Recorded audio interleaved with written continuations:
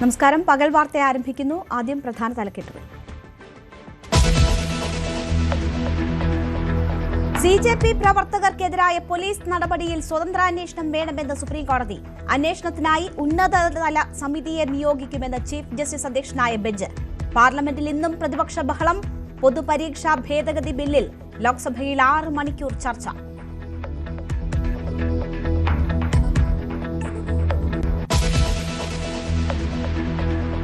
കോട്ടയത്തെ നവജാത ശിശുക്കളുടെ കച്ചവട പരാതിയിൽ പ്രത്യേക അന്വേഷണ സംഘം. പാലാ ഡിവൈഎസ്പിയുടെ നേതൃത്വത്തിൽ അന്വേഷണം. 2 പേർ പോലീസ് കസ്റ്റഡിയിൽ.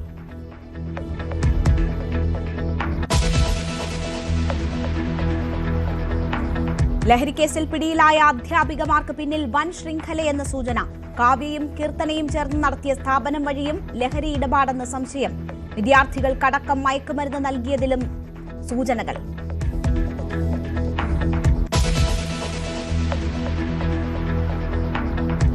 CJP വിവാദത്തിൽ വിശദീകരണവുമായി പേളി മാണി. വീട്ടിൽ പോകണമെന്ന് ഉദ്ദേശിച്ചത് സമരം അവസാനിപ്പിക്കണം എന്നതല്ല, ജീവൻ അപകടത്തിലാക്കുന്ന സാഹചര്യമാണെങ്കിൽ സുരക്ഷിതരാകണമെന്നാണ് ഉദ്ദേശിച്ചതെന്നും പേളി. എല്ലാ പാർട്ടിയും തനിക്ക് ഇഷ്ടമെന്നും താരം.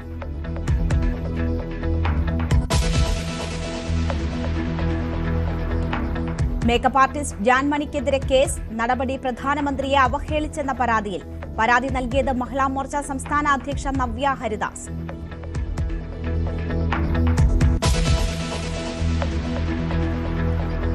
ശ്വേതാ മേനോന് രാഷ്ട്രീയ ലക്ഷ്യമെന്ന് രമേശ് പിഷാരടി. തന്നെ പ്രതിയാക്കി അപകീർത്തിപ്പെടുത്തുകയായിരുന്നു ഉദ്ദേശമെന്നും പിഷാരടി. അമ്മയുടെ മിനിറ്റ്സ് ബുക്ക് അടക്കം രേഖകളൊന്നും അഡ്ഹോക് കമ്മിറ്റിക്ക് കൈമാറിയില്ലെന്നും കോടതിയിൽ. ലക്ഷ്മിപ്രിയക്കെതിരായ പരാതിയിൽ അൻസിബ ഹസൻ ഇന്ന് ഹൈക്കോടതിയിലേക്ക്.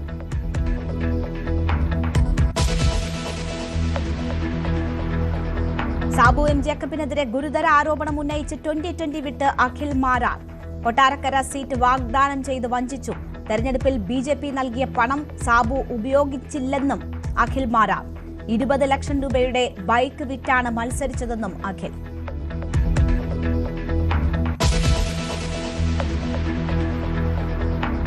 ഗുരുവായൂർ ദേവസ്വത്തിനെതിരെ രൂക്ഷ വിമർശനവുമായി ഹൈക്കോടതി. വിമർശനം കണക്കുകൾ സൂക്ഷിക്കാൻ ഒന്നും ചെയ്യുന്നില്ല എന്ന് കാട്ടി. വിശദ വിവരങ്ങൾ ഇപ്പോഴും ഇരുട്ടിൽ തന്നെയെന്നും കോടതി. വരവ് ചെലവ് കണക്ക് സംബന്ധിച്ച കേന്ദ്രീകൃത സംവിധാനം കൊണ്ടുവരുന്നതിനെ പറ്റി ആലോചിക്കണമെന്നും കോടതി.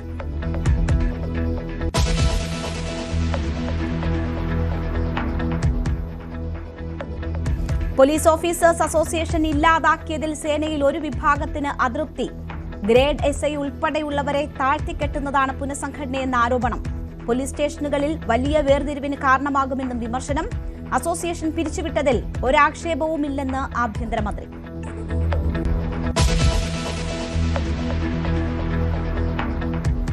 സംസ്ഥാന ഘടകത്തെ രൂക്ഷമായി വിമർശിച്ച് CPM കേന്ദ്ര കമ്മിറ്റി റിപ്പോർട്ട്. നേതാക്കളുടെ പൊതുവേദിയിലെ സംസാരങ്ങളിൽ ജാഗ്രതക്കുറവുണ്ടായി. ആഗോള അയ്യപ്പ സംഗമത്തിൽ ഉത്തർപ്രദേശ് മുഖ്യമന്ത്രിയുടെ സന്ദേശം വായിച്ചത് തെറ്റ്. വെള്ളാപ്പള്ളിയെ ഉചിതമായി തള്ളിപ്പറഞ്ഞില്ല. ഭരണവിരുദ്ധ വികാരമുണ്ടായിരുന്നുവെന്നും കേന്ദ്ര കമ്മിറ്റി. KK ശൈലജയെ മണ്ഡലം മാറ്റിയതിലും വിമർശനം.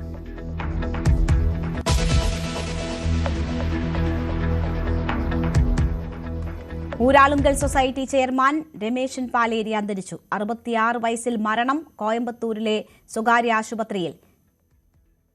കോഴിക്കോട് വടകര ടൗൺ ഹാളിൽ പൊതുദർശനം. സംസ്കാരം നാളെ.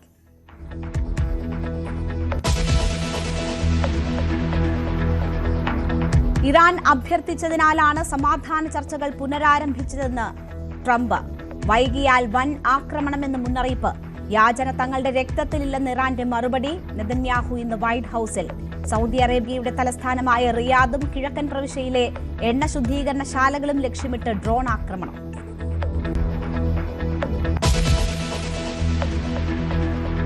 യൂറോപ്പിനെ വിഴുങ്ങി കാട്ടുതീ. ഫ്രാൻസിലെ പ്രധാന നഗരമായ ബോർഡോയ്ക്ക് 15 കിലോമീറ്റർ അകലെ തീയെത്തി.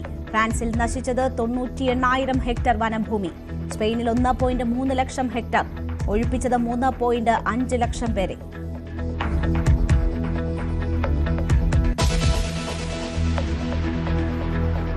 വാർത്തയിലേക്ക് വിശദമായി. CJP പ്രവർത്തകർക്കെതിരായ പോലീസ് നടപടിയിൽ സ്വതന്ത്ര അന്വേഷണം വേണമെന്ന് സുപ്രീംകോടതി. അന്വേഷണത്തിനായി ഉന്നതതല സമിതിയെ നിയോഗിക്കുമെന്ന് ചീഫ് ജസ്റ്റിസ് അധ്യക്ഷനായ ബെഞ്ച് വ്യക്തമാക്കി. സ്വതന്ത്ര അന്വേഷണത്തെ കേന്ദ്ര സർക്കാരും പിന്തുണച്ചു. ഡൽഹിക്ക് പുറമെ മറ്റ് സംസ്ഥാനങ്ങളിലും നടന്ന പോലീസ് നടപടി സംബന്ധിച്ചും പ്രത്യേക സമിതി അന്വേഷിക്കും. പോലീസ് നടപടി ചോദ്യം ചെയ്ത് CJP നൽകിയ ഹർജി പരിഗണിച്ചുകൊണ്ടാണ് സുപ്രീംകോടതിയുടെ ഇടപെടൽ. TG സജിത്ത് ഉണ്ട് വാർത്തയുടെ വിശദാംശങ്ങളുമായി. സജിത്ത്, ശക്തമായ ഒരു ഇടപെടൽ കോടതിയുടെ ഭാഗത്ത് നിന്ന് ഈ ഘട്ടത്തിൽ ഉണ്ടാകുന്നു എന്നതാണ് ശ്രദ്ധേയം. അത് സ്വതന്ത്ര അന്വേഷണമാണ്. എന്താണ് കേന്ദ്ര സർക്കാർ ഉൾപ്പെടെ ഈ വിഷയത്തിൽ ഇന്ന് കോടതിയിൽ സ്വീകരിച്ച നിലപാട്? ഒരു അന്തിമ തീർപ്പ് ഇക്കാര്യത്തിൽ കോടതി കൽപ്പിച്ചിട്ടില്ല. ഇനിയും ഹർജിയിൽ തുടർ നടപടികൾ ഉണ്ടാവും. എന്തായാലും കോടതി ഇന്ന് സുപ്രധാനമായ ചില നിരീക്ഷണങ്ങളാണ് നടത്തിയിരിക്കുന്നത്. അതിൽ ഏറ്റവും പ്രധാനപ്പെട്ട കാര്യം ഇതിലൊരു സ്വതന്ത്ര അന്വേഷണം വേണമെന്ന കാര്യമാണ്. ഇത് കോടതിയുടെ നിരീക്ഷണമാണ്. അതായത് വിരമിച്ച ഒരു സുപ്രീം കോടതി ജഡ്ജി തന്നെ ഈ അന്വേഷണത്തിന് നേതൃത്വം നൽകണമെന്ന നിലപാട് കോടതി എടുത്തിട്ടുണ്ട്. ആരായിരിക്കും ആ ജഡ്ജി എന്ന കാര്യത്തിലൊക്കെ കോടതിയുടെ വ്യക്തത വരാനിരിക്കുന്നു. അത് സംബന്ധിച്ച പ്രഖ്യാപനം വരുന്ന സിറ്റിംഗിൽ ഉണ്ടാകുമെന്ന് പ്രതീക്ഷിക്കാം. എന്തായാലും സ്വതന്ത്ര അന്വേഷണം വേണമെന്ന കോടതിയുടെ നിലപാടിനോട് കേന്ദ്ര സർക്കാരും പൊതുവെ യോജിക്കുകയാണ് ചെയ്തത്. ഇതിനു മുമ്പായി തന്നെ കേന്ദ്ര സർക്കാർ വിശദമായ വിഷയത്തിൽ നിലപാടറിയിക്കണം. ഒപ്പം തന്നെ കേരളം അടക്കമുള്ള സംസ്ഥാനങ്ങൾ, കേരളം, ബീഹാർ അടക്കമുള്ള എല്ലാ സംസ്ഥാനങ്ങളോടും ഇത് സംബന്ധിച്ച വിശദീകരണവും നിലപാടുകളും ആരായാനും കോടതി നിർദ്ദേശിച്ചിട്ടുണ്ട്. മറ്റു ചില സുപ്രധാന ഇടപെടൽ കൂടി സുപ്രീം കോടതിയുടെ ഭാഗത്തു നിന്നുണ്ടായിട്ടുണ്ട്. അതിലൊന്ന്, നിലവിൽ പോലീസിന്റെ കസ്റ്റഡിയിൽ ഈ പ്രതിഷേധങ്ങളുമായി ബന്ധപ്പെട്ട് പോലീസിന്റെ കസ്റ്റഡിയിലോ മറ്റ് വിചാരണ നടപടികളിലോ ഇരിക്കുന്ന മറ്റ് കുറ്റകൃത്യങ്ങളിൽ പെടാത്ത എല്ലാവരെയും മോചിപ്പിക്കണമെന്ന നിർദ്ദേശം കോടതി നൽകിയിട്ടുണ്ട്. പോലീസിന്റെ ഭാഗത്തു നിന്നും അടിയന്തരമായി ഇക്കാര്യത്തിൽ നടപടി ഉണ്ടാവണം. മറ്റൊരു പ്രധാനപ്പെട്ട കാര്യം, ഈ അന്വേഷണവുമായി ബന്ധപ്പെട്ട് എന്തെങ്കിലും വ്യക്തിഗത വിവരങ്ങൾ ശേഖരിച്ചിട്ടുണ്ടെങ്കിൽ അത് ചോർന്നു പോകാതിരിക്കാനുള്ള ജാഗ്രത കാട്ടാൻ ബന്ധപ്പെട്ട എല്ലാ സർക്കാരുകളും പോലീസ് അധികൃതരും ശ്രദ്ധിക്കണമെന്ന നിർദ്ദേശം കൂടി കോടതിയുടെ ഭാഗത്തു നിന്നുണ്ടായിട്ടുണ്ട്. ഈ അക്രമവുമായി ബന്ധപ്പെട്ട് ശേഖരിക്കപ്പെട്ടിട്ടുള്ള എല്ലാ തരത്തിലുള്ള CCTV ഫുട്ടേജുകൾ, ഒപ്പം തന്നെ സമൂഹ മാധ്യമ ഇടപെടലുകളുടെ വിവരങ്ങളെല്ലാം കൃത്യമായി തന്നെ ശേഖരിക്കാനും തെളിവ് നശിക്കാതിരിക്കാനുള്ള ജാഗ്രത കാട്ടാനും സംസ്ഥാനങ്ങൾക്കുള്ള നിർദ്ദേശവും സുപ്രീം കോടതിയുടെ ഭാഗത്തു നിന്നുണ്ടായിട്ടുണ്ട്. എന്തായാലും ഈ വിഷയത്തിൽ വലിയ തരത്തിലുള്ള ഇടപെടലാണ് സുപ്രീം കോടതിയുടെ ഭാഗത്തു നിന്നുണ്ടായിരിക്കുന്നത്. CJPക്ക് പിന്നാലെ തന്നെ ഈ വിഷയത്തിൽ ചില പോലീസുകാരും മാധ്യമപ്രവർത്തകരും അടക്കം തങ്ങൾക്ക് നേരെ അതിക്രമം ഉണ്ടായെന്ന് കാണിച്ചുകൊണ്ടുള്ള ഹർജികളും കോടതിക്ക് മുന്നിൽ കൊണ്ടുവന്നിട്ടുണ്ട്. ഇക്കാര്യങ്ങളടക്കം പരിഗണിച്ചുകൊണ്ടാണ് ഇതിൽ സ്വതന്ത്രമായ അന്വേഷണം വേണമെന്ന കോടതി നിരീക്ഷണം ഉണ്ടായത്. ഇക്കാര്യത്തിൽ പെല്ലറ്റ് ഉപയോഗം, ബീഹാറിൽ AK-47 ഉപയോഗമൊക്കെ വലിയ വിമർശനത്തിന് ഇടയാക്കിയിട്ടുണ്ട്. ആരുത്തരവിട്ടു എന്ന ചോദ്യമാണ് പ്രതിപക്ഷം ആവർത്തിച്ച് ചോദിച്ചുകൊണ്ടിരിക്കുന്നത്. മനുഷ്യത്വരഹിതമായ ഇടപെടലുകളാണ് സേനയുടെ ഭാഗത്തു നിന്നും ഉണ്ടായത്. ഈ വിഷയത്തിൽ എന്തെങ്കിലും പരാമർശങ്ങൾ കോടതിയുടെ ഭാഗത്തു നിന്നും ഉണ്ടായിട്ടുണ്ടോ? എല്ലാ തരത്തിലുള്ള സാഹചര്യങ്ങളും കോടതി നിരീക്ഷിച്ചു. ഒന്ന്, രാജ്യത്ത് സ്വതന്ത്രമായ സമരം നടത്താൻ എല്ലാവർക്കും സ്വാതന്ത്ര്യമുണ്ട്, വിദ്യാർത്ഥികൾക്ക് ആ സ്വാതന്ത്ര്യമുണ്ട്.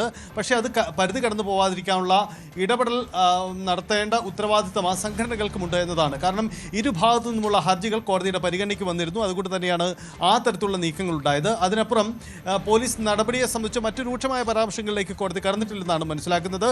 ഇത് സംബന്ധിച്ച് എന്തായാലും സുപ്രീം കോടതി സ്വതന്ത്രമായ ഒരു അന്വേഷണം നടക്കട്ടെ എന്ന നിലപാട് തന്നെയാണ് സ്വീകരിക്കുന്നത്. ഈ വിഷയത്തിൽ ഉണ്ടായിരിക്കുന്ന സാഹചര്യങ്ങളടക്കം കോടതി പരിഗണിക്കുന്നുണ്ട്. ഇതുമായി ബന്ധപ്പെട്ട എല്ലാ തെളിവുകളും ശേഖരിക്കുന്നുമുണ്ട്. നമുക്കറിയാം, ഈ കേസിൽ സുപ്രീം കോടതിയിലേക്ക് വരുമ്പോൾ അതിൻ്റെ പ്രാധാന്യം സുപ്രീം കോടതിയുടെ പരാമർശവും അതിൻ്റെ വൈകാരിക തലവും ഉൾക്കൊണ്ടുകൊണ്ട് രൂപീകരിക്കപ്പെട്ടതാണ് CJP എന്ന കൂട്ടായ്മ പോലും. അതുകൊണ്ട് കോടതി ഇത് സംബന്ധിച്ച് നടത്തുന്ന നിരീക്ഷണങ്ങൾ തന്നെ ഏറെ പ്രാധാന്യമുള്ളതാണ്. വലിയ തരത്തിലുള്ള ആക്ഷേപങ്ങൾ ഇതിൽ അന്വേഷണ ഉദ്യോഗസ്ഥർ നേരിടുന്നുണ്ട്. പ്രത്യേകിച്ച് ബീഹാർ പോലെയുള്ള സംസ്ഥാനങ്ങളിൽ പെല്ലറ്റുകൾ ഉപയോഗിച്ചത് വലിയ രീതിയിലുള്ള ഗുരുതരമായ പ്രശ്നങ്ങൾ ഉണ്ടാക്കിയിട്ടുണ്ട്. എല്ലാ തരത്തിലുള്ള മനുഷ്യാവകാശ ലംഘനങ്ങളും ഈ സംസ്ഥാനങ്ങൾ നടന്നു. പോലീസിന്റെ ഇടപെടൽ അങ്ങനെയാണ് ഉണ്ടായത്. ആദ്യഘട്ടത്തിൽ ധർമ്മേന്ദ്ര പ്രധാനെ കേന്ദ്രീകരിച്ചുകൊണ്ടാണ് നീക്കങ്ങളെങ്കിൽ ഇത്തവണ പോലീസ് നടപടിയിൽ ചോദ്യം ചെയ്യപ്പെടുന്നത് ആഭ്യന്തരമന്ത്രിക്കെതിരെ കൂടിയാണ് എന്നതാണ് പ്രധാനപ്പെട്ട നീക്കം. അതുകൊണ്ട് സർക്കാർ വരും ദിവസങ്ങളിൽ ഈ ഹർജി പരിഗണിക്കുമ്പോൾ കൂടുതൽ വിശദീകരണം നൽകേണ്ടി വരും. കോടതിയിൽ നിന്ന് ചോദ്യങ്ങൾ ഉണ്ടാവുകയും ചെയ്യും. ശരി, TG സജിത്താണ് വിവരങ്ങൾ നൽകിയത്.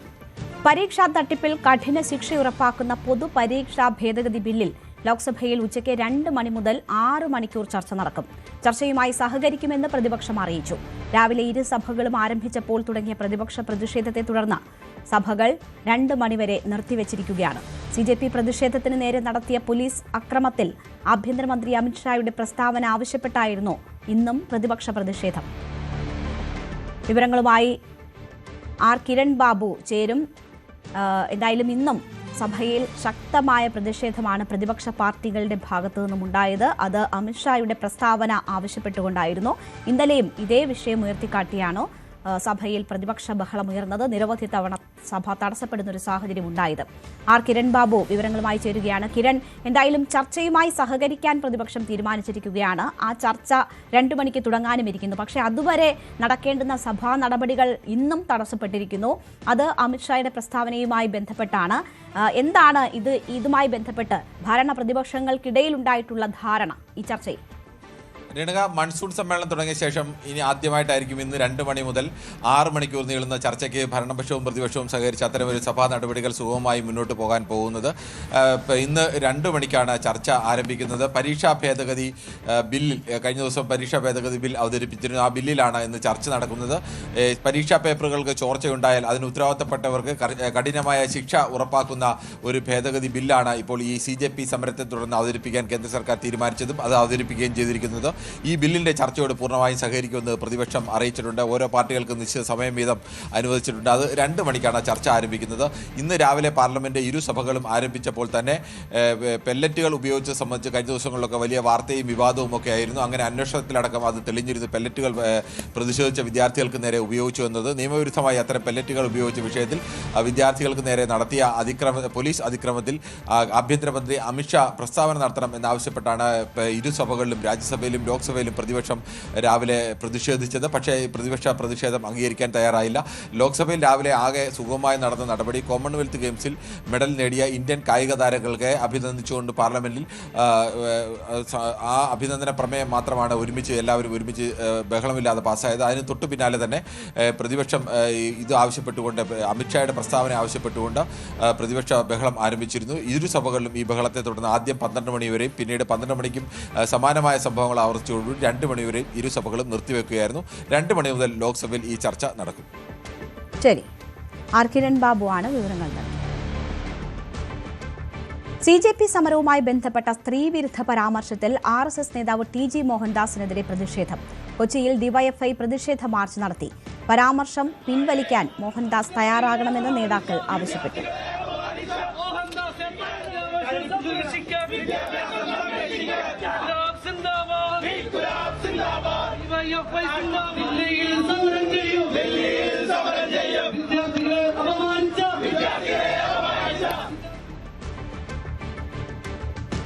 കോട്ടയത്ത് നവജാത ശിശുക്കളെ കൈമാറ്റം ചെയ്യുന്നുവെന്ന പരാതിയിൽ അന്വേഷണത്തിന് പ്രത്യേക സംഘം.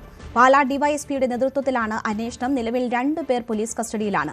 തിരുനെൽവേലി സ്വദേശി രാജൻ, വാഗമൺ സ്വദേശി അർജുൻ എന്നിവരാണ് പിടിയിലായത്. വിശദമായി തെളിവുകൾ ശേഖരിക്കാനുള്ള ശ്രമമാണ് നടക്കുന്നതെന്ന് കോട്ടയം SP സാബു മാത്യു പറഞ്ഞു. അസം സ്വദേശിനിയായ 22-കാരിയാണ് പരാതിക്കാരി. അതിനെക്കുറിച്ച് വിശദമായിട്ട് അന്വേഷണം നടത്തുന്നുണ്ട്. ഈ പാലാ DYSP നേതൃത്വത്തിൽ സ്പെഷ്യൽ ടീം ഉണ്ടാക്കിയിട്ട് നമ്മൾ അന്വേഷിക്കുന്നുണ്ട്. അതിനെല്ലാം സംവിധാനം ചെയ്യുന്നുണ്ട്. 2 പേര് ഓൾറെഡി ഇപ്പോൾ നമ്മുടെ കസ്റ്റഡിയിലുണ്ട്. തുടർന്ന് അന്വേഷിക്കുന്നു. എവിഡൻസ് എടുത്ത് ബാക്കി വിശദമായിട്ട് അന്വേഷണം നടത്തുന്നുണ്ട്. വലിയ ആളുകളുണ്ടെന്നല്ലേ അന്വേഷണത്തിലേക്ക് പറയാൻ പറ്റുന്നത്. ഇതര സംസ്ഥാനങ്ങളിൽ നിന്ന് ഗർഭിണികളായ യുവതികളെ കേരളത്തിലെത്തിച്ച് പ്രസവിച്ച ശേഷം കുട്ടികളെ വിൽക്കുന്നുവെന്നായിരുന്നു പരാതി. ഈരാറ്റുപേട്ട പോലീസിന് ലഭിച്ച പരാതിയിലാണ് ഇപ്പോൾ അന്വേഷണം. ശ്രീജിത്തുണ്ട് വിവരങ്ങളുമായി. ശ്രീജിത്ത്, വളരെ ഗൗരവമുള്ള വിഷയമാണ്. ഒന്നിലധികം സ്ത്രീകൾ അവിടെ ഉണ്ടായിരുന്നു എന്നതിന്റെ വിവരങ്ങളാണ് ലഭിക്കുന്നത്. എങ്ങനെയാണ് അന്വേഷണം പുരോഗമിക്കുന്നത്?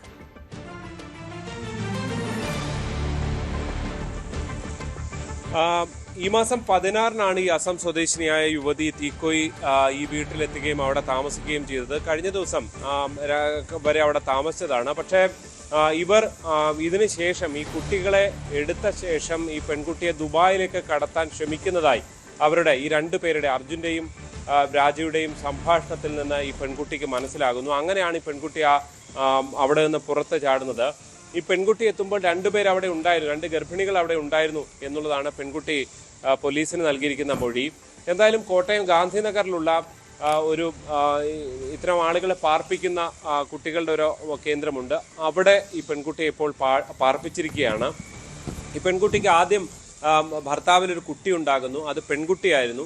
വീണ്ടും ഗർഭിണിയായി ഉടൻ തന്നെ വളരെ വേഗത്തിൽ തന്നെ പെൺകുട്ടി ഗർഭിണിയാകുന്നു. ആ ഗർഭിണിയായപ്പോൾ ഭർത്താവും കുടുംബവും ഈ പെൺകുട്ടിയെ പുറത്താക്കി എന്നാണ് ഈ പെൺകുട്ടി പറഞ്ഞിരിക്കുന്ന മൊഴി.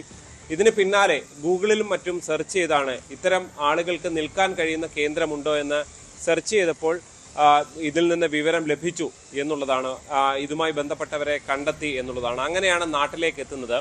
ഏതാണ്ട് 2000-ഓളം രൂപ ഈ ഏജന്റുമാർ നൽകുകയും ഈ പെൺകുട്ടിക്ക് അയച്ചു കൊടുത്തു എന്നുള്ള ഇൻസ്റ്റാഗ്രാമിലാണ് ചാറ്റ് ചെയ്യുകയും മറ്റും ചെയ്തത്. അതിൻ്റെ വിവരങ്ങളും ഈ പെൺകുട്ടി പോലീസിന് കൈമാറിയിട്ടുണ്ട്. നിലവിൽ എന്തായാലും ഈ കുട്ടിയുടെ മൊഴിയെടുപ്പ് തുടരുകയാണ്.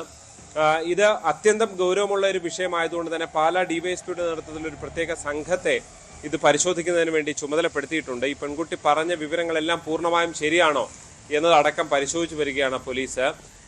ഈ രാജയും അർജുനും ഈ അർജുന്റെ സഹോദരിയുടെ ഭർത്താവാണ് രാജ.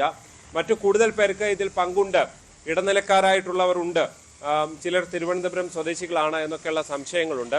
ഇത്തരം കാര്യങ്ങളെക്കുറിച്ച് വിശദമായി പരിശോധിച്ച് വരുന്നതേ ഉള്ളൂ. എന്തായാലും ഈ പെൺകുട്ടിയുടെ മൊഴിയെടുപ്പ് തുടരുകയാണ്.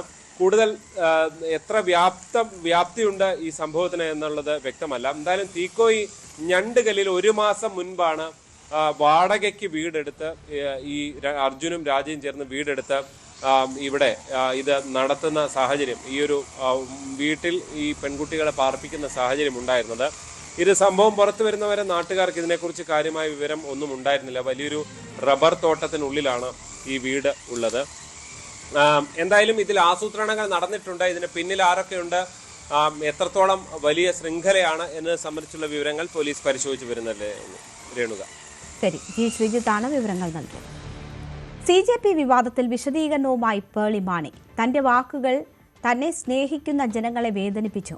വീട്ടിൽ പോകണമെന്ന് ഉദ്ദേശിച്ചത് സമരം അവസാനിപ്പിക്കാനല്ല, ജീവൻ അപകടത്തിലാക്കുന്ന സാഹചര്യമാണെങ്കിൽ സുരക്ഷിതരാകണമെന്ന അർത്ഥത്തിലാണ് എഴുതിയതെന്നും യൂട്യൂബ് ചാനലിലൂടെ പേളി മാണി പ്രതികരിച്ചു.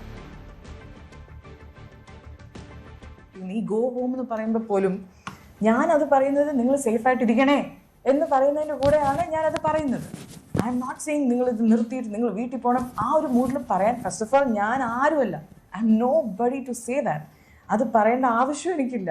I M saying just be safe, you know, because ഞാൻ ഈ റീൽസൊക്കെ കണ്ട് എല്ലാവരും അടി വാങ്ങുന്നതും ചോരയും ഇതെല്ലാം കണ്ട് ഞാൻ ആ ഫിയറിൽ നിന്നും ആ പെയിനിൽ നിന്നുമാണ് ഈ ഒരു പോസ്റ്റ് ഞാൻ ഇടുന്നത്. ഇപ്പോൾ ഹരികൃഷ്ണൻ വാർത്തയുടെ വിശദാംശങ്ങളുമായി ചേരുകയാണ്. ഹരികൃഷ്ണൻ, ഏതാണ്ട് 20 മിനിറ്റിലധികമുള്ള ഒരു വിശദമായ വീഡിയോ തന്നെയാണ് പേളി മാണി ഇട്ടിരിക്കുന്നത്. അതിൽ എല്ലാ വിവാദങ്ങളെയും സംബന്ധിച്ച് പറയുന്നുണ്ട്. ഫെയിൽഡ് ഡയറക്ടർ എന്നുദ്ദേശിച്ചത് ആരെയാണ് എന്ന് വിശദീകരിക്കുന്നുണ്ട്. അതിലും മാപ്പ് പറയുന്നുണ്ട്. എല്ലാ വിവാദങ്ങളും ഇതോടെ അവസാനിക്കുമോ? അങ്ങനെയാണോ പേളി കരുതുന്നത്? അങ്ങനെ ഒരിക്കലും അവസാനിക്കുന്നില്ല എന്ന് വേണം മനസ്സിലാക്കാൻ. കാരണം ഐ എം സോറി എന്ന് പറഞ്ഞുകൊണ്ടാണ് ഈ വീഡിയോ ആദ്യം പേളി പോസ്റ്റ് ചെയ്യുന്നത്. 5 മിനിറ്റ് കഴിയുമ്പോഴേക്കും ഇതിൻ്റെ ടൈറ്റിൽ മാറി ക്ലാരിഫിക്കേഷൻ എന്നാക്കുകയാണ്. അതായത് ആ മാപ്പ് എന്ന് പറയുന്ന ടൈറ്റിൽ മാറ്റിക്കൊണ്ട് ക്ലാരിഫിക്കേഷനിൽ നിന്ന് തുടങ്ങുകയാണ്. ഇനി വീഡിയോയിലേക്ക് വരാം.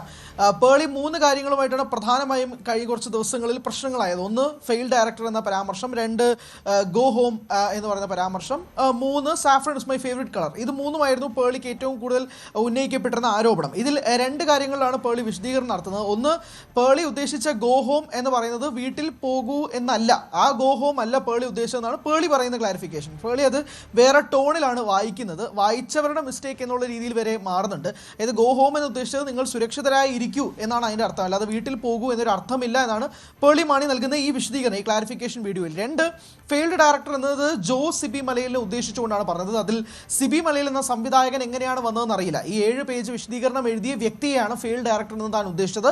അത് ജോ സിബി മലയിലാണ്, അതായത് സിബി മലയിലെ മകനെയാണ്. എന്നാലും ആ പരാമർശം തെറ്റായിപ്പോയി, അതിൽ മാപ്പ് പറയുന്നു എന്ന് പറഞ്ഞുകൊണ്ടാണ് പേളിയുടെ 3ാമത്തെ വിശദീകരണം. സാഫ്രൺ ഇസ് മൈ ഫേവറേറ്റ് കളറിനെ കുറിച്ച് പേളി വിശദീകരിക്കുന്നില്ല. പ്രത്യേകിച്ച് അതാണ് BJP അനുഭാവം പേളി പുലർത്തുന്നുണ്ട് എന്ന് ഉപയോഗിച്ച ഒരു സ്റ്റേറ്റ്മെന്റ് കൂടിയായിരുന്നു അത്. പക്ഷേ അതിനെക്കുറിച്ച് പേളി പറയുന്നില്ല. എല്ലാ രാഷ്ട്രീയ പാർട്ടികളും താൻ സ്നേഹിക്കുന്നു എന്ന് മാത്രമേ പേളി പറയൂ. അത് അബദ്ധത്തിൽ സംഭവിച്ചതാണ്. ഞാനൊരു ആപ്പ് ഉപയോഗിച്ചപ്പോൾ വന്ന ആപ്പ് സെലക്ട് ചെയ്ത കളറാണെന്ന് പറയുന്നുണ്ട്. അല്ല രേണുക, അതാണ് ആ ആപ്പ് സെലക്ട് ചെയ്ത കളർ ഇതിൻ്റെ ബാക്ക്ഗ്രൗണ്ടിൽ യൂസ് ചെയ്ത കളറിനെ കുറിച്ചാണ് പറയുന്നത്. പക്ഷേ പേളിയുടെ ടെക്സ്റ്റ് ഉണ്ടല്ലോ, saffron is my favourite colour എന്നൊരു ടെക്സ്റ്റ് ഉണ്ട്. ആ ടെക്സ്റ്റിൽ പേളി വിശദീകരണം നൽകുന്നില്ല. പേളി നൽകുന്ന വിശദീകരണം ഈ ആപ്പിൽ ബാക്ക്ഗ്രൗണ്ടിൽ യൂസ് ചെയ്ത കളർ സാഫ്രൺ കളറായി പോയി, അതിൽ ഒന്നും ചെയ്യാൻ പറ്റിയില്ല, അത് ആ ആപ്പിൻ്റെ മിസ്റ്റേക്ക് ആണ് എന്നതേ പറയുന്നുള്ളൂ. പക്ഷേ ആ ടെക്സ്റ്റിന് പേളി വിശദീകരണം നൽകുന്നില്ല. Saffron is my favourite colour എന്നൊരു ടെക്സ്റ്റിന് പേളി വിശദീകരണം നൽകുന്നില്ല. ആകെ പറയുന്നത് ആ ബാക്ക്ഗ്രൗണ്ടിനെ കുറിച്ചാണ്. അതാണ് ആ 3ാമത്തെ കാര്യത്തെക്കുറിച്ചും പേളി വിശദീകരണം നൽകുന്നില്ല. ഇങ്ങനെയാണ് നിൽക്കുന്നത്. പക്ഷേ സാധാരണ പേളി മുന്നേ പറഞ്ഞൊരു വാചകം വളരെയധികം വൈറലായിരുന്നു. പറയുന്നുണ്ടായിരുന്നു വേറൊരു അഭിമുഖത്തിൽ, എൻ്റെ വീഡിയോയ്ക്ക് താഴെ നെഗറ്റീവ് കമൻസേ വരാറില്ല എന്നതായിരുന്നു പേളി അന്ന് ഒരു ഏകദേശം 2 വർഷങ്ങൾക്ക് മുമ്പ് പറഞ്ഞിരുന്ന ഒരു അഭിപ്രായം. പക്ഷേ ഇപ്പോൾ ഈ ക്ലാരിഫിക്കേഷൻ വീഡിയോ ഏകദേശം 3 മണിക്കൂർ കൊണ്ട് 1.5 ലക്ഷത്തിലധികം ആളുകൾ യൂട്യൂബിൽ കണ്ടിട്ടുണ്ട്. ഫോർ ഫ്രണ്ടിൽ കുറച്ചധികം ആളുകൾ ഉണ്ടാവും. പക്ഷേ കമൻറ്റ് ബോക്സ് നിറയെ പേളി മാണിക്കുള്ള നെഗറ്റീവ് കമൻസും അധിക്ഷേപങ്ങളും തന്നെയാണെന്ന് പറയേണ്ടി വരും. ഈ ക്ലാരിഫിക്കേഷൻ വീഡിയോ ക്ലാരിഫൈ ചെയ്യാൻ ഒന്നുകൂടി ഒരു ക്ലാരിഫിക്കേഷൻ വീഡിയോ ചെയ്യുന്നത് നന്നായിരിക്കും തുടങ്ങി. പേളിയുടെ വിശദീകരണത്തിൽ ഒരുപാട് മിസ്റ്റേക്സ് ഉണ്ട്, ചിരിച്ചുകൊണ്ടാണ് പറയുന്നത്, ഇങ്ങനെയാണ് ഇത്തരത്തിലുള്ളൊരു വിശദീകരണ വീഡിയോ ഉണ്ടാക്കുന്നത് തുടങ്ങി നിരവധി നെഗറ്റീവ് കമൻറ്റുകൾ നിറയുകയാണ്. അതായത് ആളുകളെ കൺവിൻസ് ചെയ്യാൻ വേണ്ടിയിട്ടും ക്ലാരിഫൈ ചെയ്യാൻ വേണ്ടിയിട്ട് എടുത്ത ഈ വീഡിയോ പേളിക്ക് തന്നെ തിരിച്ച് പണിയാവുന്ന സാഹചര്യത്തിലേക്കാണ് നീങ്ങുന്നത്. കാരണം ആളുകൾ നെഗറ്റീവ് കമൻസ് കൊണ്ട് നിറയുകയാണ് ഈ കമൻറ്റ് ബോക്സ്. ഏകദേശം 7000-ലധികം ആളുകളാണ് നിലവിൽ നമ്മളിപ്പോൾ സംസാരിച്ചുകൊണ്ടിരിക്കുമ്പോൾ കമൻറ്റ് ചെയ്തിരിക്കുന്നത്. ഈ 7000-ലധികം ആളുകളുടെ ഏകദേശം 90%ഓളം കമൻസും പേളിക്ക് നെഗറ്റീവാണ്. അതായത് നെഗറ്റീവ് കാരണം യൂട്യൂബിൽ സബ്സ്ക്രൈബേഴ്സ് കുറയുന്ന സാഹചര്യം നമ്മൾ കണ്ടു. ഇൻസ്റ്റാഗ്രാമിൽ ഏകദേശം 5 ലക്ഷത്തിലധികം ആളുകൾ അൺഫോളോ ചെയ്യുന്ന സാഹചര്യം ഉണ്ടായി. യൂട്യൂബിലും അതേ ശതമാനത്തോളം കണക്കുകളുള്ള അൺഫോളോവിങ് ലിസ്റ്റും ഉണ്ടായിട്ടുണ്ട്. അപ്പോൾ ഇവരെ തിരിച്ചു പിടിക്കുക, കൊണ്ടുവരിക, തൻ്റെ ഭാഗം വിശദീകരിക്കുക എന്നതായിരുന്നു പേളി ഉദ്ദേശിച്ചത്. പക്ഷേ പിടിച്ചതിനേക്കാൾ വലിയ ഒരവസ്ഥയിലേക്ക് നീങ്ങുകയാണ്. അതായത് എന്താണോ ഉദ്ദേശിച്ചത് അതിന് വീണ്ടും നെഗറ്റീവ് ഇമ്പാക്റ്റ് ഉണ്ടാക്കുന്ന തരത്തിലേക്കാണ് പേളി നീങ്ങുന്നത്. പക്ഷേ ഈ ക്ലാരിഫിക്കേഷൻ വീഡിയോയിൽ പോലും മാപ്പ് പറയുന്നുണ്ട്. പക്ഷേ ചിലയിടത്ത് ക്ലാരിഫിക്കേഷൻ ഉണ്ടായിട്ടില്ല എന്ന് വേണം തന്നെ പറയാൻ. മാത്രമല്ല ആദ്യം സൂചിപ്പിച്ച പോലെ തന്നെ ടൈറ്റിൽ ചേഞ്ച് ഉണ്ട്. ഐ എം സോറി എന്നത് മാറ്റിയിട്ട് ഇപ്പോൾ ക്ലാരിഫിക്കേഷൻ എന്ന രീതിയിലേക്കാണ് പേളി പോസ്റ്റ് ചെയ്തിരിക്കുന്നത്. ശരി, എന്തായാലും ഫോളോവേഴ്സിന്റെ എണ്ണത്തിൽ വരുന്ന കുറവ് അത് പേളിയെ അസ്വസ്ഥമാക്കുന്നുണ്ട് എന്ന് വേണം കരുതാൻ. എന്തായാലും നിങ്ങളാണ് എന്നെ ഇവിടെ വരെ എത്തിച്ചത്, നിങ്ങളുടെ മുന്നിലാണ് ഞാൻ വളർന്നത് എന്നതൊക്കെ പേളി ആ വീഡിയോയിൽ വിശദീകരിക്കുന്നുണ്ട്. ഹരികൃഷ്ണനാണ് വാർത്തയുടെ വിശദാംശങ്ങൾ നൽകിയത്. പ്രധാനമന്ത്രിയെ അവഹേളിച്ചെന്ന പരാതിയിൽ മേക്കപ്പ് ആർട്ടിസ്റ്റ് ജാൻമണിക്കെതിരെ കേസ്. മഹിളാ മോർച്ച സംസ്ഥാന അധ്യക്ഷ നവ്യ ഹരിദാസ് നൽകിയ പരാതിയെ തുടർന്നാണ് കേസ്. പ്രധാനമന്ത്രിക്കെതിരെ താൻ നടത്തിയ പ്രസ്താവനയിൽ നേരത്തെ ജാൻമണി ഖേദം പ്രകടിപ്പിച്ചിരുന്നു. പ്രധാനമന്ത്രിയെക്കുറിച്ചല്ല പറഞ്ഞതെന്നും കണ്ടന്റുമായി ബന്ധപ്പെട്ട ഒരു കാര്യം പരാമർശിക്കുക മാത്രമാണ് ഉണ്ടായതെന്നും അവർ പറയും. താരസംഘടനയായ അമ്മയിൽ ശ്വേതാ മേനോന് രാഷ്ട്രീയ ലക്ഷ്യമെന്ന് രമേശ് പിഷാരടി. രാഷ്ട്രീയ ലക്ഷ്യത്തോടെയാണ് അഡ്ഹോ കമ്മിറ്റിക്കെതിരായ കേസിൽ തന്നെ പ്രതിയാക്കിയത്. തന്നെ അപകീർത്തിപ്പെടുത്തുകയായിരുന്നു ഉദ്ദേശമെന്നും മുൻസിഫ് കോടതിയിൽ നൽകിയ സത്യവാങ്മൂലത്തിൽ പരാമർശിക്കുന്നു. തന്നെ കേസിൽ നിന്ന് ഒഴിവാക്കണമെന്നാണ് പിഷാരടിയുടെ ആവശ്യം. ആജ്ഞ രവീന്ദ്രൻ വിവരങ്ങളുമായി ചേരുന്നു. ആജ്ഞ, പിഷാരടി കോടതിയിലെത്തിയിരിക്കുന്നു, കാര്യങ്ങൾ വിശദീകരിച്ചിരിക്കുന്നു, എന്തൊക്കെയാണ് വ്യക്തമാക്കിയിട്ടുള്ളത്?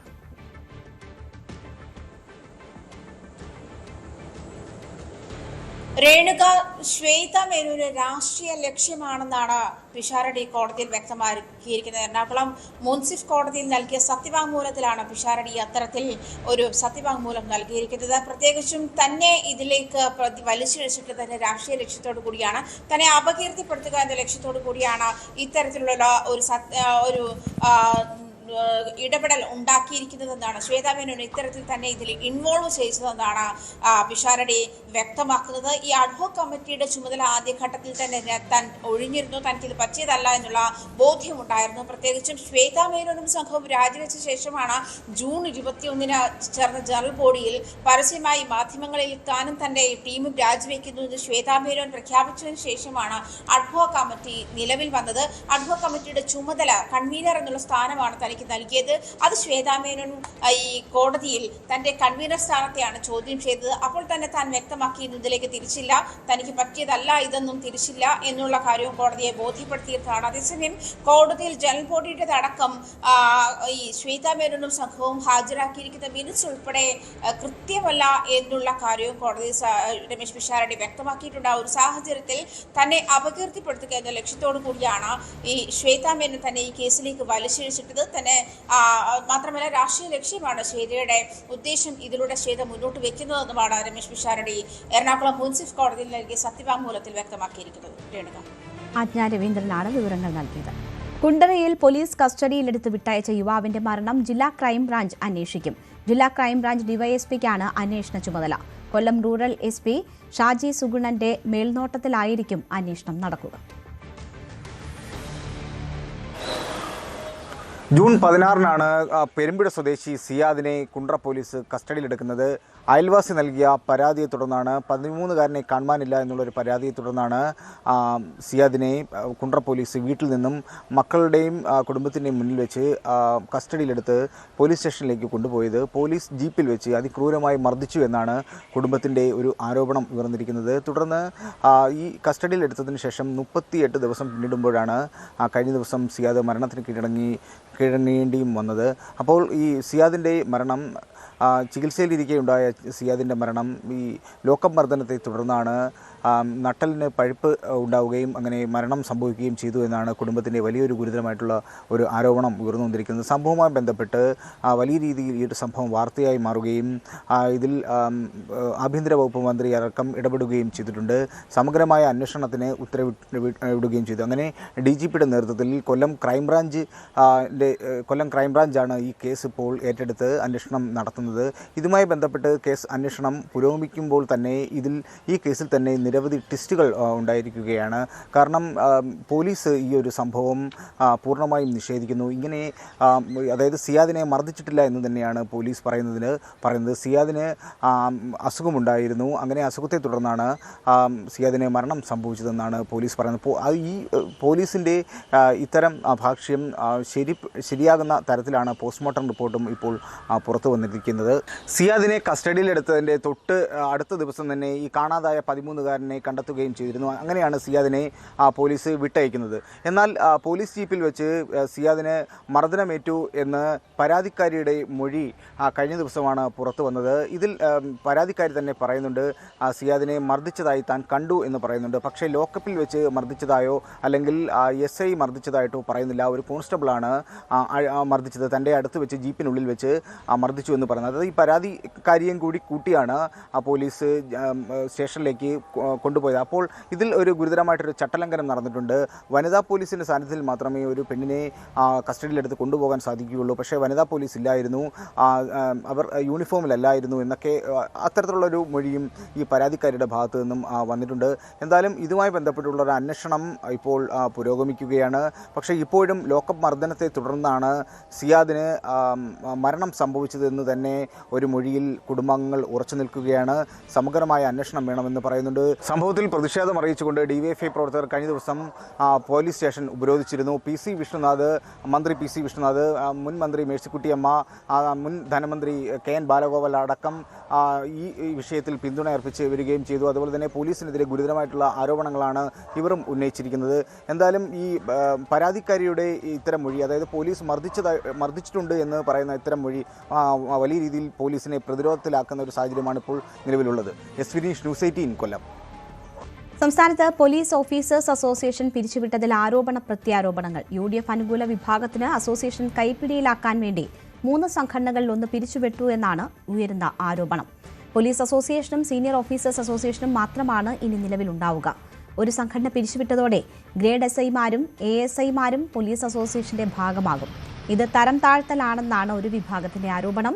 ഇടത് സംഘടനാ പ്രതിനിധികൾ കോടതിയെ സമീപിക്കാൻ തീരുമാനിച്ചിട്ടുണ്ട്. എന്നാൽ സംഘടന ഒഴിവാക്കിയതിൽ അസ്വാഭാവികതയില്ല എന്നതാണ് ആഭ്യന്തരമന്ത്രിയുടെ വാക്കുകൾ. ഈ പോലീസ് അസോസിയേഷൻ പിരിച്ചുവിട്ടതിൽ വലിയ ആക്ഷേപം ഉയരുന്നുണ്ട്. ഒരു ആക്ഷേപമില്ല, മുൻകൂട്ടി അറിയിച്ചില്ല എന്നാണ് പറയുന്നത്. ഒരു ആക്ഷേപമില്ല, വേണ്ടി തന്നെയാണ്. ബേക്കൽ DYSP VK വിശ്വംഭരൻ നായരെ മാറ്റി. കോൺഗ്രസിനുള്ളിലെ പ്രതിഷേധത്തെ തുടർന്നാണ് നടപടി. പകരം Kannur special branch DYSP K Vinod കുമാറിനെ ബേക്കലിൽ നിയമിച്ചു. മെറ്റൽ ഉൾപ്പെടെയുള്ള നിർമ്മാണ സാമഗ്രികൾ മറ്റ് സംസ്ഥാനങ്ങളിലേക്ക് കയറ്റി അയക്കുന്നതിന് തമിഴ്നാട് സർക്കാർ ഏർപ്പെടുത്തിയ നിയന്ത്രണങ്ങൾ നീക്കണമെന്ന് കേരളം. ഇക്കാര്യം ആവശ്യപ്പെട്ട് മുഖ്യമന്ത്രി VD സതീശൻ തമിഴ്നാട് മുഖ്യമന്ത്രി ജോസഫ് വിജയ്ക്ക് കത്തയച്ചു. കേരളത്തിലെ പ്രത്യേക സാഹചര്യത്തിൽ പുനഃപരിശോധിക്കണം എന്നതാണ് ആവശ്യം. DV അരുൺ വിവരങ്ങളുമായി ചേരുന്നു. അരുൺ, എന്തൊക്കെയാണ് സംസ്ഥാന മുഖ്യമന്ത്രി തമിഴ്നാടിനോട് ആവശ്യപ്പെട്ടിരിക്കുന്ന കാര്യങ്ങൾ? സംസ്ഥാനത്ത് മെറ്റൽ ഉൾപ്പെടെയുള്ള നിർമ്മാണ സാമഗ്രികൾക്ക് വലിയ ദൗർലഭ്യം ഉണ്ടാക്കാവുന്ന, ഷോർട്ടേജ് ഉണ്ടാക്കാവുന്ന നടപടിയാണ് തമിഴ്നാടിന്റെ ഭാഗത്ത് ഉണ്ടായിട്ടുള്ളത്. അതുകൊണ്ടാണ് അത്തരത്തിലൊരു ഇടപെടൽ, അടിയന്തരമായി ഒരു ഇടപെടൽ മുഖ്യമന്ത്രി ഇപ്പോൾ നടത്തിയിരിക്കുന്നത്. മെറ്റൽ ഉൾപ്പെടെയുള്ള നിർമ്മാണ സാമഗ്രികൾ മറ്റ് സംസ്ഥാനങ്ങളിലേക്ക് കയറ്റി അയക്കുന്നതിന് തമിഴ്നാട് സർക്കാർ നിയന്ത്രണം ഏർപ്പെടുത്തിയിട്ടുണ്ട്. അത് കേരളത്തിലെ വലിയ തിരിച്ചടി, പ്രത്യേകിച്ചും ദേശീയപാത നിർമ്മാണം അടക്കം വലിയ പ്രവർത്തികൾ സംസ്ഥാനത്ത് നടക്കുകയാണ്. ആ സാഹചര്യത്തിൽ തമിഴ്നാട് എടുത്ത തീരുമാനത്തിന്റെ കാരണം അറിയാം. പക്ഷേ സംസ്ഥാനത്തിന് വേണ്ടി പ്രത്യേക ഒരു ഇളവ് നൽകണം, അതിൽ അനുകൂലമായ നടപടി ഉണ്ടാകണമെന്ന് ആവശ്യപ്പെട്ടുകൊണ്ടാണ് വി.ഡി. സതീശൻ തമിഴ്നാട് മുഖ്യമന്ത്രി ജോസഫ് വിജയ്ക്ക് കത്തയച്ചിരിക്കുന്നത്. അനുകൂല നിലപാടോടെ ഉണ്ടാകുമെന്ന പ്രതീക്ഷയും അദ്ദേഹം കത്തിൽ പങ്കുവയ്ക്കുന്നു. സംസ്ഥാനത്തിന്റെ സാഹചര്യം പരിഗണിച്ചുകൊണ്ട് ഒരു ഇളവാണ് തമിഴ്നാട് മുഖ്യമന്ത്രിയോട് ആവശ്യപ്പെടുന്നത്. ശരി, വി അരുണാണ് വിവരങ്ങൾ നൽകിയത്. മുഖ്യമന്ത്രി വി.ഡി. സതീശന്റെ പേരിൽ സൈബർ തട്ടിപ്പ്. ആലുവ സൈബർ പോലീസ് കേസെടുത്തു. ധൻ യോജന പദ്ധതി എന്ന പേരിൽ ഇൻഷുറൻസ് ക്ലെയിം ലഭിക്കുമെന്ന വ്യാജേനയാണ് പണം തട്ടിയത്. വടക്കേക്കര സ്വദേശിക്ക് 2499 രൂപ നഷ്ടമായി. ഇൻസ്റ്റഗ്രാം അക്കൗണ്ടിലൂടെയാണ് ഇത്രയും വലിയൊരു തട്ടിപ്പ് നടന്നിരിക്കുന്നത്. മുഖ്യമന്ത്രി വി.ഡി. സതീശന്റെ പേരിലാണ് ഈ തട്ടിപ്പ് സൈബർ സംഘം കണ്ടെത്തിയിരിക്കുന്നത്. ധൻ യോജന പദ്ധതി എന്ന പേരിലാണ് ഒരു പരസ്യം ഇൻസ്റ്റഗ്രാമിൽ കാണുകയും ഇതിലൂടെ ഇതുവഴി ഇൻഷുറൻസ് ലഭിക്കുമെന്നാണ് വാഗ്ദാനം. സർക്കാരിന്റെ ഇൻഷുറൻസ് പദ്ധതി എന്നാണ് അതിൽ പറയുന്നത്. ഒരാൾ 2499 രൂപ നൽകി കഴിഞ്ഞാൽ കുടുംബത്തിലെ ഓരോ അംഗങ്ങൾക്കും 5000 രൂപ വീതം അക്കൗണ്ടിൽ ലഭിക്കുമെന്നായിരുന്നു പറഞ്ഞായിരുന്നു തട്ടിപ്പ്.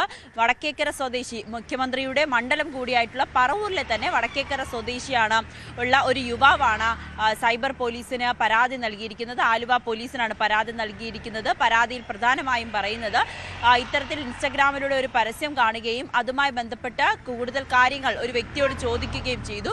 അയാളുടെ നിർദ്ദേശപ്രകാരം അയാൾ പറയുന്ന അക്കൗണ്ടിലേക്ക് തന്റെ അക്കൗണ്ടിൽ നിന്നും 2499 രൂപ നൽകി. പക്ഷേ ദിവസങ്ങൾ കഴിഞ്ഞിട്ടും പണം കിട്ടിയിരുന്നില്ല. തന്റെ അക്കൗണ്ടിലേക്ക് പണം കിട്ടാതായതോടുകൂടിയാണ് താൻ തട്ടിപ്പിന് ഇരയായി എന്ന് മനസ്സിലായത്. ഇതിനെ തുടർന്നാണ് സൈബർ പോലീസിന്റെ സഹായം തേടിയിരിക്കുന്നത്. എന്തായാലും പോലീസ് വലിയ ജാഗ്രതാ നിർദ്ദേശമാണ് നൽകിയിരിക്കുന്നത്. ഇത് ഒരു തട്ടിപ്പാണ്. അങ്ങനെ പണം നൽകിക്കൊണ്ട് ആരും തന്നെ തങ്ങൾക്ക് 5000 രൂപയോ അല്ലെങ്കിൽ അതിൽ കൂടുതൽ പണമോ നൽകുമെന്ന് പറഞ്ഞു കഴിഞ്ഞാൽ അതിനെ തട്ടിപ്പായി തന്നെ ആദ്യം മനസ്സിലാക്കി അതിൽ തട്ടിപ്പിൽ നിന്നും വീഴാതെ ജാഗ്രത പാലിക്കണമെന്ന നിർദ്ദേശം തന്നെയാണ് സൈബർ പോലീസും പറയുന്നത്. എന്തായാലും മുഖ്യമന്ത്രിയുടെ പേരിലാണ് ഇപ്പോൾ ഈ ഒരു തട്ടിപ്പ് നടത്തിയിരിക്കുന്നത്. ഇതിൽ കൂടുതൽ ആളുകൾ ഈ തട്ടിപ്പിനിരയായിട്ടുണ്ടോ എന്നും പോലീസ് പരിശോധിക്കുന്നുണ്ട്.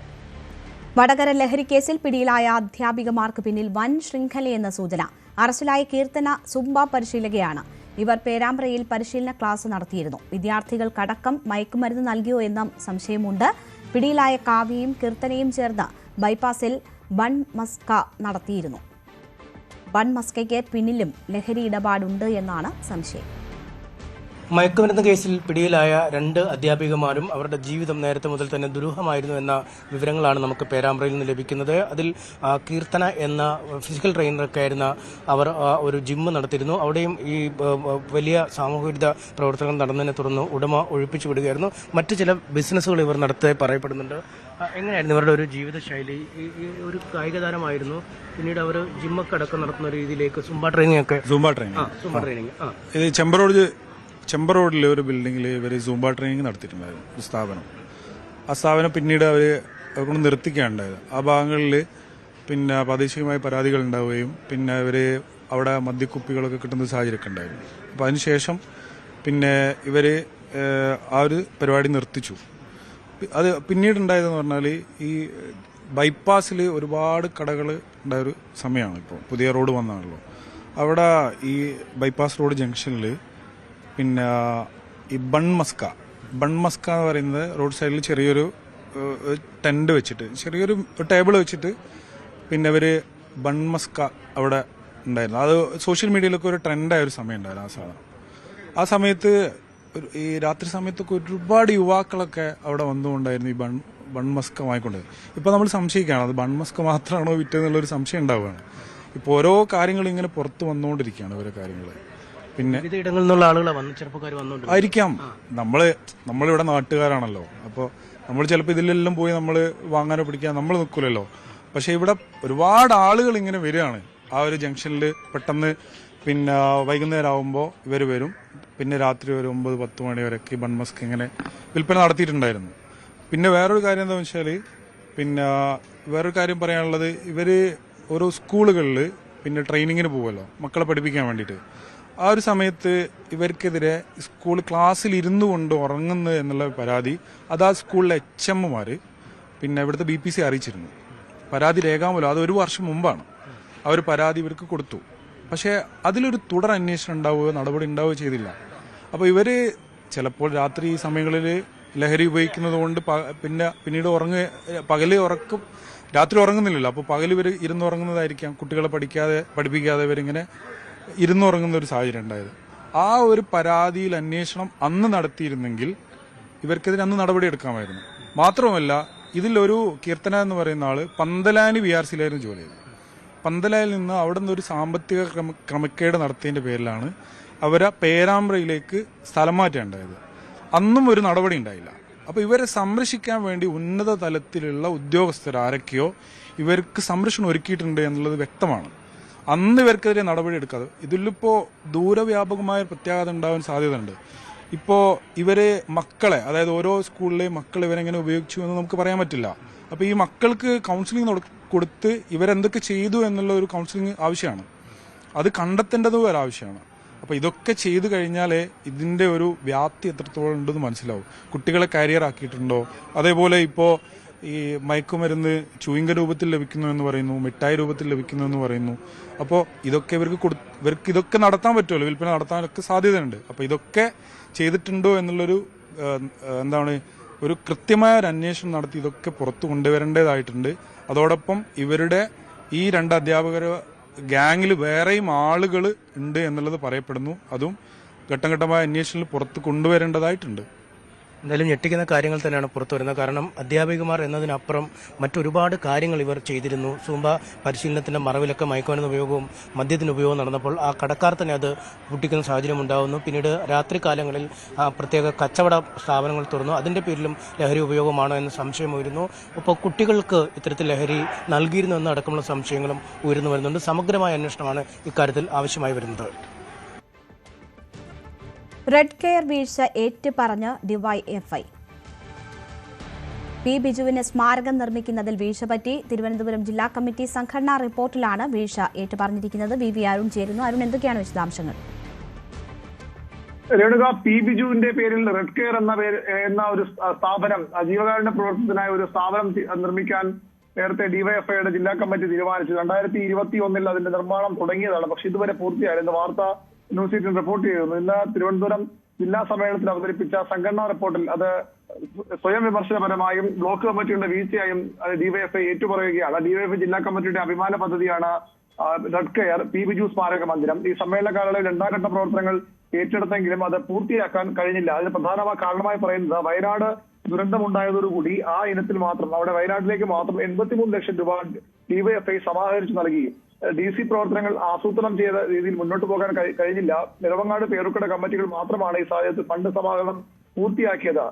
നെടുമങ്ങാട് ബ്ലോക്ക് കമ്മിറ്റി മുഴുവൻ തുകയും പേരുക്കട ബ്ലോക്ക് കമ്മിറ്റി സമാഹരിച്ച തുകയും ചേർത്ത് നൽകിയെങ്കിലും മറ്റുള്ള കമ്മിറ്റികൾ ചാല, വിളപ്പിൽ, വിതുര, കിളിമാനൂർ, നേമം, കോവളം, നെയ്യാറ്റിൻകര, വെഞ്ഞാറമൂട് കമ്മിറ്റികൾ വേണ്ട രീതിയിൽ പ്രവർത്തനം ഏറ്റെടുത്തില്ല. മറ്റു കമ്മിറ്റികൾ ബംഗലപുരം, ആറ്റിങ്ങൽ, വെള്ളറട കമ്മിറ്റികൾ ഈ പ്രവർത്തനം നിഷേധാത്മക സമീപനമാണ് സ്വീകരിച്ചത്. ഏതായാലും ഈ പ്രവർത്തനം പൂർത്തിയാക്കാൻ കഴിയാതെ പോയി. അതുകൊണ്ടാണ് ഈ റെഡ് കെയർ നിർമ്മാണം പൂർത്തിയാക്കാൻ കഴിയാത്തത്. ബിജുവിന്റെ അടുത്ത ഓർമ്മ ദിനത്തിന് മുന്നിൽ നവംബർ 4 മുമ്പ് തന്നെ ഇത് പൂർത്തീകരിക്കും.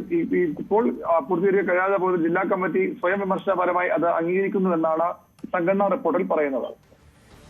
വി അരുണാണ് വിവരങ്ങൾ നൽകിയത്. പി ബിജുവിന് സ്മാരകം നിർമ്മിക്കുന്നതിൽ വീഴ്ച പറ്റിയെന്ന ഡിവൈഎഫ്ഐ ഏറ്റുപറയുകയാണ്.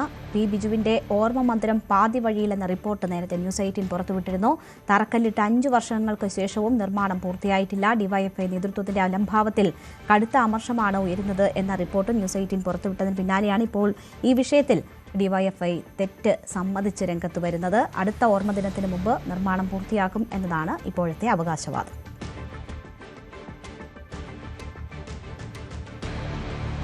കാസർഗോഡ് ചെറുവത്തൂർ കൊത്തങ്കരയിൽ വീടിന്റെ ചുറ്റുമതിൽ നിർമ്മാണത്തിനിടെ ഇടിഞ്ഞു വീണ് 3 തൊഴിലാളികൾ മണ്ണിനടിയിൽപ്പെട്ടു. ഫയർഫോഴ്സിന്റെയും നാട്ടുകാരുടെയും നേതൃത്വത്തിൽ തൊഴിലാളികളെ പുറത്തെടുക്കാൻ ശ്രമം തുടരുകയാണ്. KV ബൈജു ചേരുന്നു വിവരങ്ങളുമായി. ബൈജു, എങ്ങനെയാണ് അവിടെ രക്ഷാപ്രവർത്തനം നടക്കുന്നത് ഇപ്പോൾ? ഇപ്പോൾ ഫയർഫോഴ്സും നാട്ടുകാരും ചേർന്ന് ഇതിൽ നിന്നും കുടുങ്ങിക്കിടക്കുന്ന ആളുകളെ പുറത്തെടുക്കാനുള്ള ശ്രമമാണ് നടക്കുന്നത്. ഒരാളെ ഇപ്പോൾ പുറത്തെടുത്തിട്ടുണ്ട്. അശോകൻ എന്ന് പറയുന്ന ഒരു തൊഴിലാളിയാണ് ഇപ്പോൾ പുറത്തെടുത്തിട്ടുള്ളത്. രണ്ടുപേർ ഇപ്പോഴും മണ്ണിനടിയിൽ തന്നെ കിടക്കുന്നുണ്ട്. പക്ഷേ ഇവരുടെ മുഖവും അതുപോലെ തന്നെ കൈയും കാലും പുറത്ത് കാണുന്നുണ്ട്. പക്ഷേ ഗുരുതരമായ പരിക്ക് പറ്റിയിട്ടില്ലെന്നാണ് നമുക്ക് മനസ്സിലാകുന്നത്. ഒരാൾ ഇപ്പോൾ രക്ഷപ്പെടുത്തി ആശുപത്രിയിലേക്ക് കൊണ്ടുപോയിട്ടുണ്ട്. ഈ വീടിന് പുതുതായി നിർമ്മിക്കുന്ന വീടിന് സമീപമുള്ള മല ഇടിഞ്ഞ് താഴോട്ട് വരാതിരിക്കാൻ കെട്ടിയ ചെങ്കല്ല് കൊണ്ട് കെട്ടിയ മതിൽ അപ്പാടെ ഇടിഞ്ഞ് വീഴുകയായിരുന്നു. ഇവരുടെ ദേഹത്ത് വീഴുകയായിരുന്നു. പക്ഷേ ഭാഗ്യം കൊണ്ട് തന്നെ ഇവർക്ക് പൂർണ്ണമായും മണ്ണിനടിയിൽ അകപ്പെടുന്ന സാഹചര്യം ഉണ്ടായിട്ടില്ല. ഇവരുടെ മുഖവും അതുപോലെ തന്നെ കാലുകളും ഒക്കെ കാണുന്ന സാഹചര്യമായിരുന്നു. ഏതായാലും അശോകൻ എന്ന് പറയുന്ന ഒരാളെ രക്ഷപ്പെടുത്തിയിട്ടുണ്ട്. ഇത് ചെറുവത്തൂർ കൊത്തങ്കര എന്ന് പറയുന്ന സ്ഥലത്താണ് ഇങ്ങനെ ഒരു അപകടം ഉണ്ടായിട്ടുള്ളത്.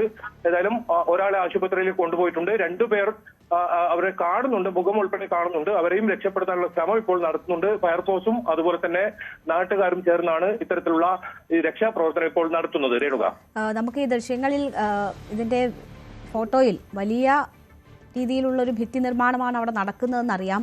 പാരിസ്ഥിതികമായി ഉള്ള പ്രത്യേകത എന്താണ് ഈ സ്ഥലത്തിന്റെ? മതിൽ തന്നെയാണോ ഇടിഞ്ഞു വീണത്, അതോ അതിന് മുകളിൽ മല പോലെയുള്ളൊരു ഭാഗം കാണുന്നുണ്ട്? രേണുക, മലയിൽ നിന്നും മണ്ണ് ഇടിഞ്ഞു വീഴാതിരിക്കാൻ തരത്തിൽ ചെങ്കല്ല് ഉപയോഗിച്ച് ആണ് ഇത് ഇത്തരത്തിലൊരു മതിൽ നിർമ്മിച്ചത്. അങ്ങനെ ഈ മണ്ണ് തള്ളിയത് കാരണം ഈ കല്ലിടിഞ്ഞു വീണെന്നാണ് നമുക്ക് മനസ്സിലാക്കാൻ സാധിക്കുന്നത്. ഒരു പകുതിയോളം ഭാഗം പൂർണ്ണമായും ഇതിൽ തകർന്ന് താഴെ വീഴുന്ന സാഹചര്യമാണ്. അപ്പോൾ ആ നിർമ്മാണം അവിടെ ജോലി ചെയ്തുണ്ടായിരുന്ന തൊഴിലാളികളാണ് ഇതിനടിയിൽ പെട്ടുപോയത്. വലിയ കല്ലുകളൊക്കെ അപ്പാടെ താഴേക്ക് പതിക്കായിരുന്നു. ഭാഗ്യം കൊണ്ടാണ് ഇവരുടെ ജീവൻ രക്ഷപ്പെട്ടത് എന്ന് പറയേണ്ടി വരും. അത്ര ആശ്വാസം തന്നെയാണ്. ദൃശ്യങ്ങൾ കാണുമ്പോൾ അത്രത്തോളം ഭീകരമാണ്. കുന്നിൽ നിന്നും മണ്ണിടിച്ചൽ തടയാൻ വേണ്ടിയാണ് ഇത്തരം മതിൽ കെട്ടിയത്. പക്ഷെ അത് വലിയ ഉയരത്തിലാണ് ഈ മതിൽ കെട്ടിയിട്ടുള്ളത്. അത് അതിന്റെ മണ്ണിന്റെ സമ്മർദ്ദം കാരണം അത് തള്ളി പുറത്തേക്ക് വന്നതാണ് സാധ്യത. നേരത്തെ സമാനമായ രീതിയിൽ ഒരു സ്കൂളിന്റെ ചുറ്റുമതിൽ തകർന്നു വീഴുന്ന സാഹചര്യം കാഞ്ഞങ്ങാട് നമ്മൾ കണ്ടതാണ്. സമാന അവസ്ഥയാണ് ഇവിടെ ഉള്ളത്. വലിയ കുന്നാണ് ഇതിന് പുറകിലായിട്ടുള്ളത്. അവിടെ നിന്നുള്ള ഈ മണ്ണ് ഇടിച്ചിലൊക്കെ തടയാൻ വേണ്ടിയാണ് ഇങ്ങനെ ഒരു മതിൽ കെട്ടിയത്. പക്ഷേ ആ ചെങ്കല്ല് പൂർണ്ണമായും തള്ളുന്ന സാഹചര്യമാണ്. ഇപ്പോൾ 2 ദിവസമായി ജില്ലയിൽ നല്ല മഴയുണ്ട്. ആ ഒരു കാലാവസ്ഥ കൂടി മോശമാണ്. ഇതിനിടയിലാണ് ഇവരുടെ ഈ നിർമ്മാണം നടക്കുന്നത്. ഇത് വീടിന്റെ പണി പൂർത്തിയായിട്ടില്ല. വീടിന് തൊട്ട് സമീപത്താണ് ഈ മതിൽ ഉള്ളത് എന്നതാണ് ഏറ്റവും പ്രധാനം. ഏതായാലും ഇവരെ രക്ഷപ്പെടുത്താൻ ഇപ്പോൾ 2 പേരെ മണ്ണിനടിയിൽ നിന്നും രക്ഷപ്പെടുത്താനുള്ള ശ്രമം നടക്കുന്നുണ്ട്. ഒരാളെ രക്ഷപ്പെടുത്തിയിട്ടുണ്ട്. ഇയാൾക്ക് ചെറിയ പരിക്ക് മാത്രമേ ഉള്ളതാണ് നമുക്ക് ലഭിക്കുന്ന വിവരം. എന്നാലും ദൃശ്യങ്ങൾ വളരെ ഭീകരമാണ്. കാരണം അത്രത്തോളം മണ്ണ് മുകളിൽ നിന്നും ഈ കുന്നിടിഞ്ഞതും നമുക്ക് അതിൽ കാണാം. അത് ഈ ചുറ്റുമതിലേക്ക് പതിക്കുകയും പിന്നീട് ഈ മതിൽ ഇവരുടെ ദേഹത്തേക്ക് വീഴുന്ന സാഹചര്യമാണ് ഇപ്പോൾ ഉണ്ടായിട്ടുള്ളത്. ഈ നിർമ്മാണം നടന്നുകൊണ്ടിരിക്കുമ്പോഴാണ് ഇത്തരത്തിൽ ഇത് ഇടിഞ്ഞു വീഴുന്ന സാഹചര്യം ഉണ്ടായത്. രേണുക, ശരി. കെ വി ബൈജു ആണ് വിവരങ്ങൾ നൽകിയത്. നമ്മളിപ്പോൾ കാണുന്നത് ആ രക്ഷാപ്രവർത്തനത്തിന്റെ ദൃശ്യങ്ങളാണ്. ഇനി ഒരാളെ കൂടിയാണ് അവിടെ നിന്ന് പുറത്തെടുക്കാനുള്ളതെന്നാണ് കെ വി ബൈജു സൂചിപ്പിക്കുന്നത്. പക്ഷേ ഈ തലയും കൈഭാഗങ്ങളും ഒക്കെ പുറത്തുള്ളത് കൊണ്ട് തന്നെ മറ്റ് പ്രശ്നങ്ങൾ ഉണ്ടാകില്ല എന്ന പ്രതീക്ഷയാണുള്ളത്. രക്ഷാദൗത്യം അവിടെ ഇപ്പോൾ എന്തായാലും പുരോഗമിച്ചുകൊണ്ടിരിക്കുകയാണ്.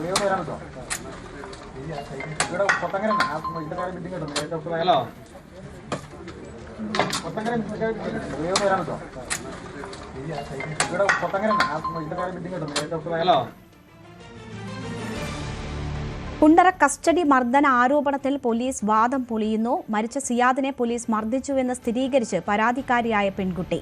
കുണ്ടറ പോലീസ് സ്റ്റേഷനിലെ കോൺസ്റ്റബിൾ ശ്രീജിത്താണ് മർദ്ദിച്ചത്. ജീപ്പിൽ കയറ്റിയതിന് പിന്നാലെയായിരുന്നു മർദ്ദനം. സിയാദിനെ മർദ്ദിക്കുമ്പോൾ താനും ജീപ്പിൽ ഉണ്ടായിരുന്നുവെന്ന് പരാതിക്കാരിയായ പെൺകുട്ടി പറയുന്നു. എവിടെ വെച്ചു? എവിടെ അടിച്ച് ഞാൻ തിരിഞ്ഞു നോക്കിയില്ല. അടിക്കുന്ന ഞാൻ കണ്ടതാ. ഞാനും ശ്രീജി സാറും അതുൽ സാറും പിന്നെ ഒരു ഡ്രൈവറും. വേറെ ആരും ഇല്ല.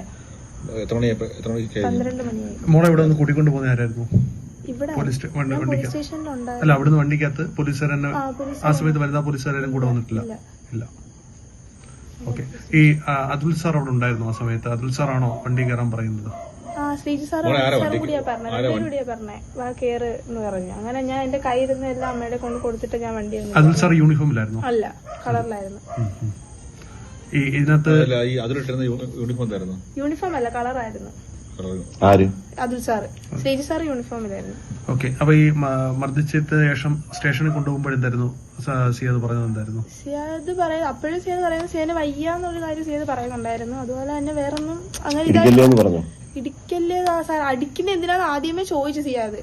അപ്പോഴേ സാറിങ്ങനെ പറഞ്ഞു, കൊച്ചിനെ കാണുന്നില്ല, നിനക്ക് ഇത് അവനെവിടെ പോയെന്ന് അറിയാമെങ്കിൽ പറ, അങ്ങനെ ഓരോന്ന് ഇങ്ങനെ സാറ് ചോദിച്ചുകൊണ്ടിരുന്നിട്ട് അടിച്ചത്. അതുമല്ല അത് കഴിഞ്ഞിട്ട് പറയുന്നതെന്ന് പറഞ്ഞു കഴിഞ്ഞാൽ എന്താ ഓരോ കാര്യം അവന്റെ പറ്റി അറിഞ്ഞ ഓരോ കാര്യങ്ങൾ സിയാന്റെ അടുത്ത് ചോദിച്ചുകൊണ്ടിരിക്കുക. എല്ലായിടത്തും ചോദിക്കുന്നുണ്ട്, പൊതുവേ അവനെ പറ്റി അറിയാവുന്ന എല്ലായിടത്തും ചോദിക്കുന്നുണ്ട്. അങ്ങനെ തന്നെ സിയാന്റെ അടുത്തും ചോദിച്ചത്. ഈ പരാതി കൊടുത്തതിന് ഇടിച്ചപ്പം വിഷമം തോന്നി അതോ? എന്ന് വെച്ചാൽ എനിക്ക് അങ്ങനെ ഒരു സ്നേഹം ഉണ്ടായിരുന്നു. കാരണം ഞാൻ ഇവരോട് പോലും സിയാന്റെ പേരും പറഞ്ഞ് വഴക്കിട്ടിട്ടുണ്ട്. പക്ഷെ ഞാൻ സിയാനെ അടിക്കണമെന്ന് ഞാൻ ശ്രീസാറിന്റെ അടുത്ത് പറഞ്ഞിട്ടേ ഇല്ല. ശ്രീസാർ പറയുന്ന പറഞ്ഞാൽ ഞാൻ അച്ഛനെ അടിക്കരുത്, എന്റെ അച്ഛനെ അടിക്കരുത്, ശ്രീസാറിനെ അടിക്കണം, അല്ല സിയാനെ അടിക്കണമെന്ന് പറഞ്ഞെന്നാ പറയാം. പക്ഷെ ഞാൻ അങ്ങനെ പറഞ്ഞിട്ടില്ല. ഞാൻ അതുപോലെ അവിടെ ഒരു കംപ്ലൈന്റും കൊടുത്തിട്ടില്ല. ഈ സ്റ്റേഷനിൽ ചെല്ലുമ്പോൾ എന്തായിരുന്നു സംഭവിച്ചത് പിന്നീട്? ഇല്ല, സിയാനെ അവിടെ കയറ്റിയപ്പോഴും ഞങ്ങൾ ഇങ്ങനെ പോരുന്നു. അപ്പോഴത്തേക്ക് അച്ഛനും ഇവരെല്ലാം അങ്ങോട്ട് ചെന്ന്. ഈ എസ്ഐയുടെ ഭാഗത്ത് നിന്ന് എന്തെങ്കിലും അതുൽ സാറിന്റെ ഭാഗത്ത് എന്റെ മുമ്പിൽ വെച്ചൊന്നും ഉണ്ടായിട്ടില്ല. ഇല്ല. ഈ പരാതി ആർക്കായിരുന്നു അന്ന് കൊടുത്തത്? അതുലിനായിരുന്നോ അതോ ശ്രീത്തിന്റെ കയ്യിലാണോ പരാതി കൊടുത്തത്? അതുൽ സാറിന്റെ കയ്യിലായിരുന്നു പരാതി. ഇല്ല, ഞങ്ങൾ പോയ സമയത്തില്ലായിരുന്നു, ഞങ്ങൾ FIR എഴുതിക്കൊണ്ട സമയത്തായിരുന്നു സാർ വന്നത്. ഇവരെ ആരെങ്കിലും മുൻ പരിചയമുണ്ടോ? എനിക്ക് അതുൽ സാറിന്റെ ഇവിടുത്തെ എന്റെ വല്യച്ഛന്റെ കേസുമായിട്ട് എനിക്കറിയാം.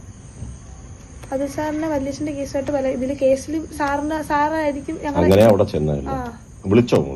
ഇല്ല, വിളിച്ചിട്ടൊന്നുമില്ല. അവിടെ ചെന്ന് സാറ് 11 മണിക്ക് കൊല്ലത്ത് എവിടെയോ പോയിട്ട് വന്നപ്പോഴേ സാർ എന്നെ കാണുന്നത്.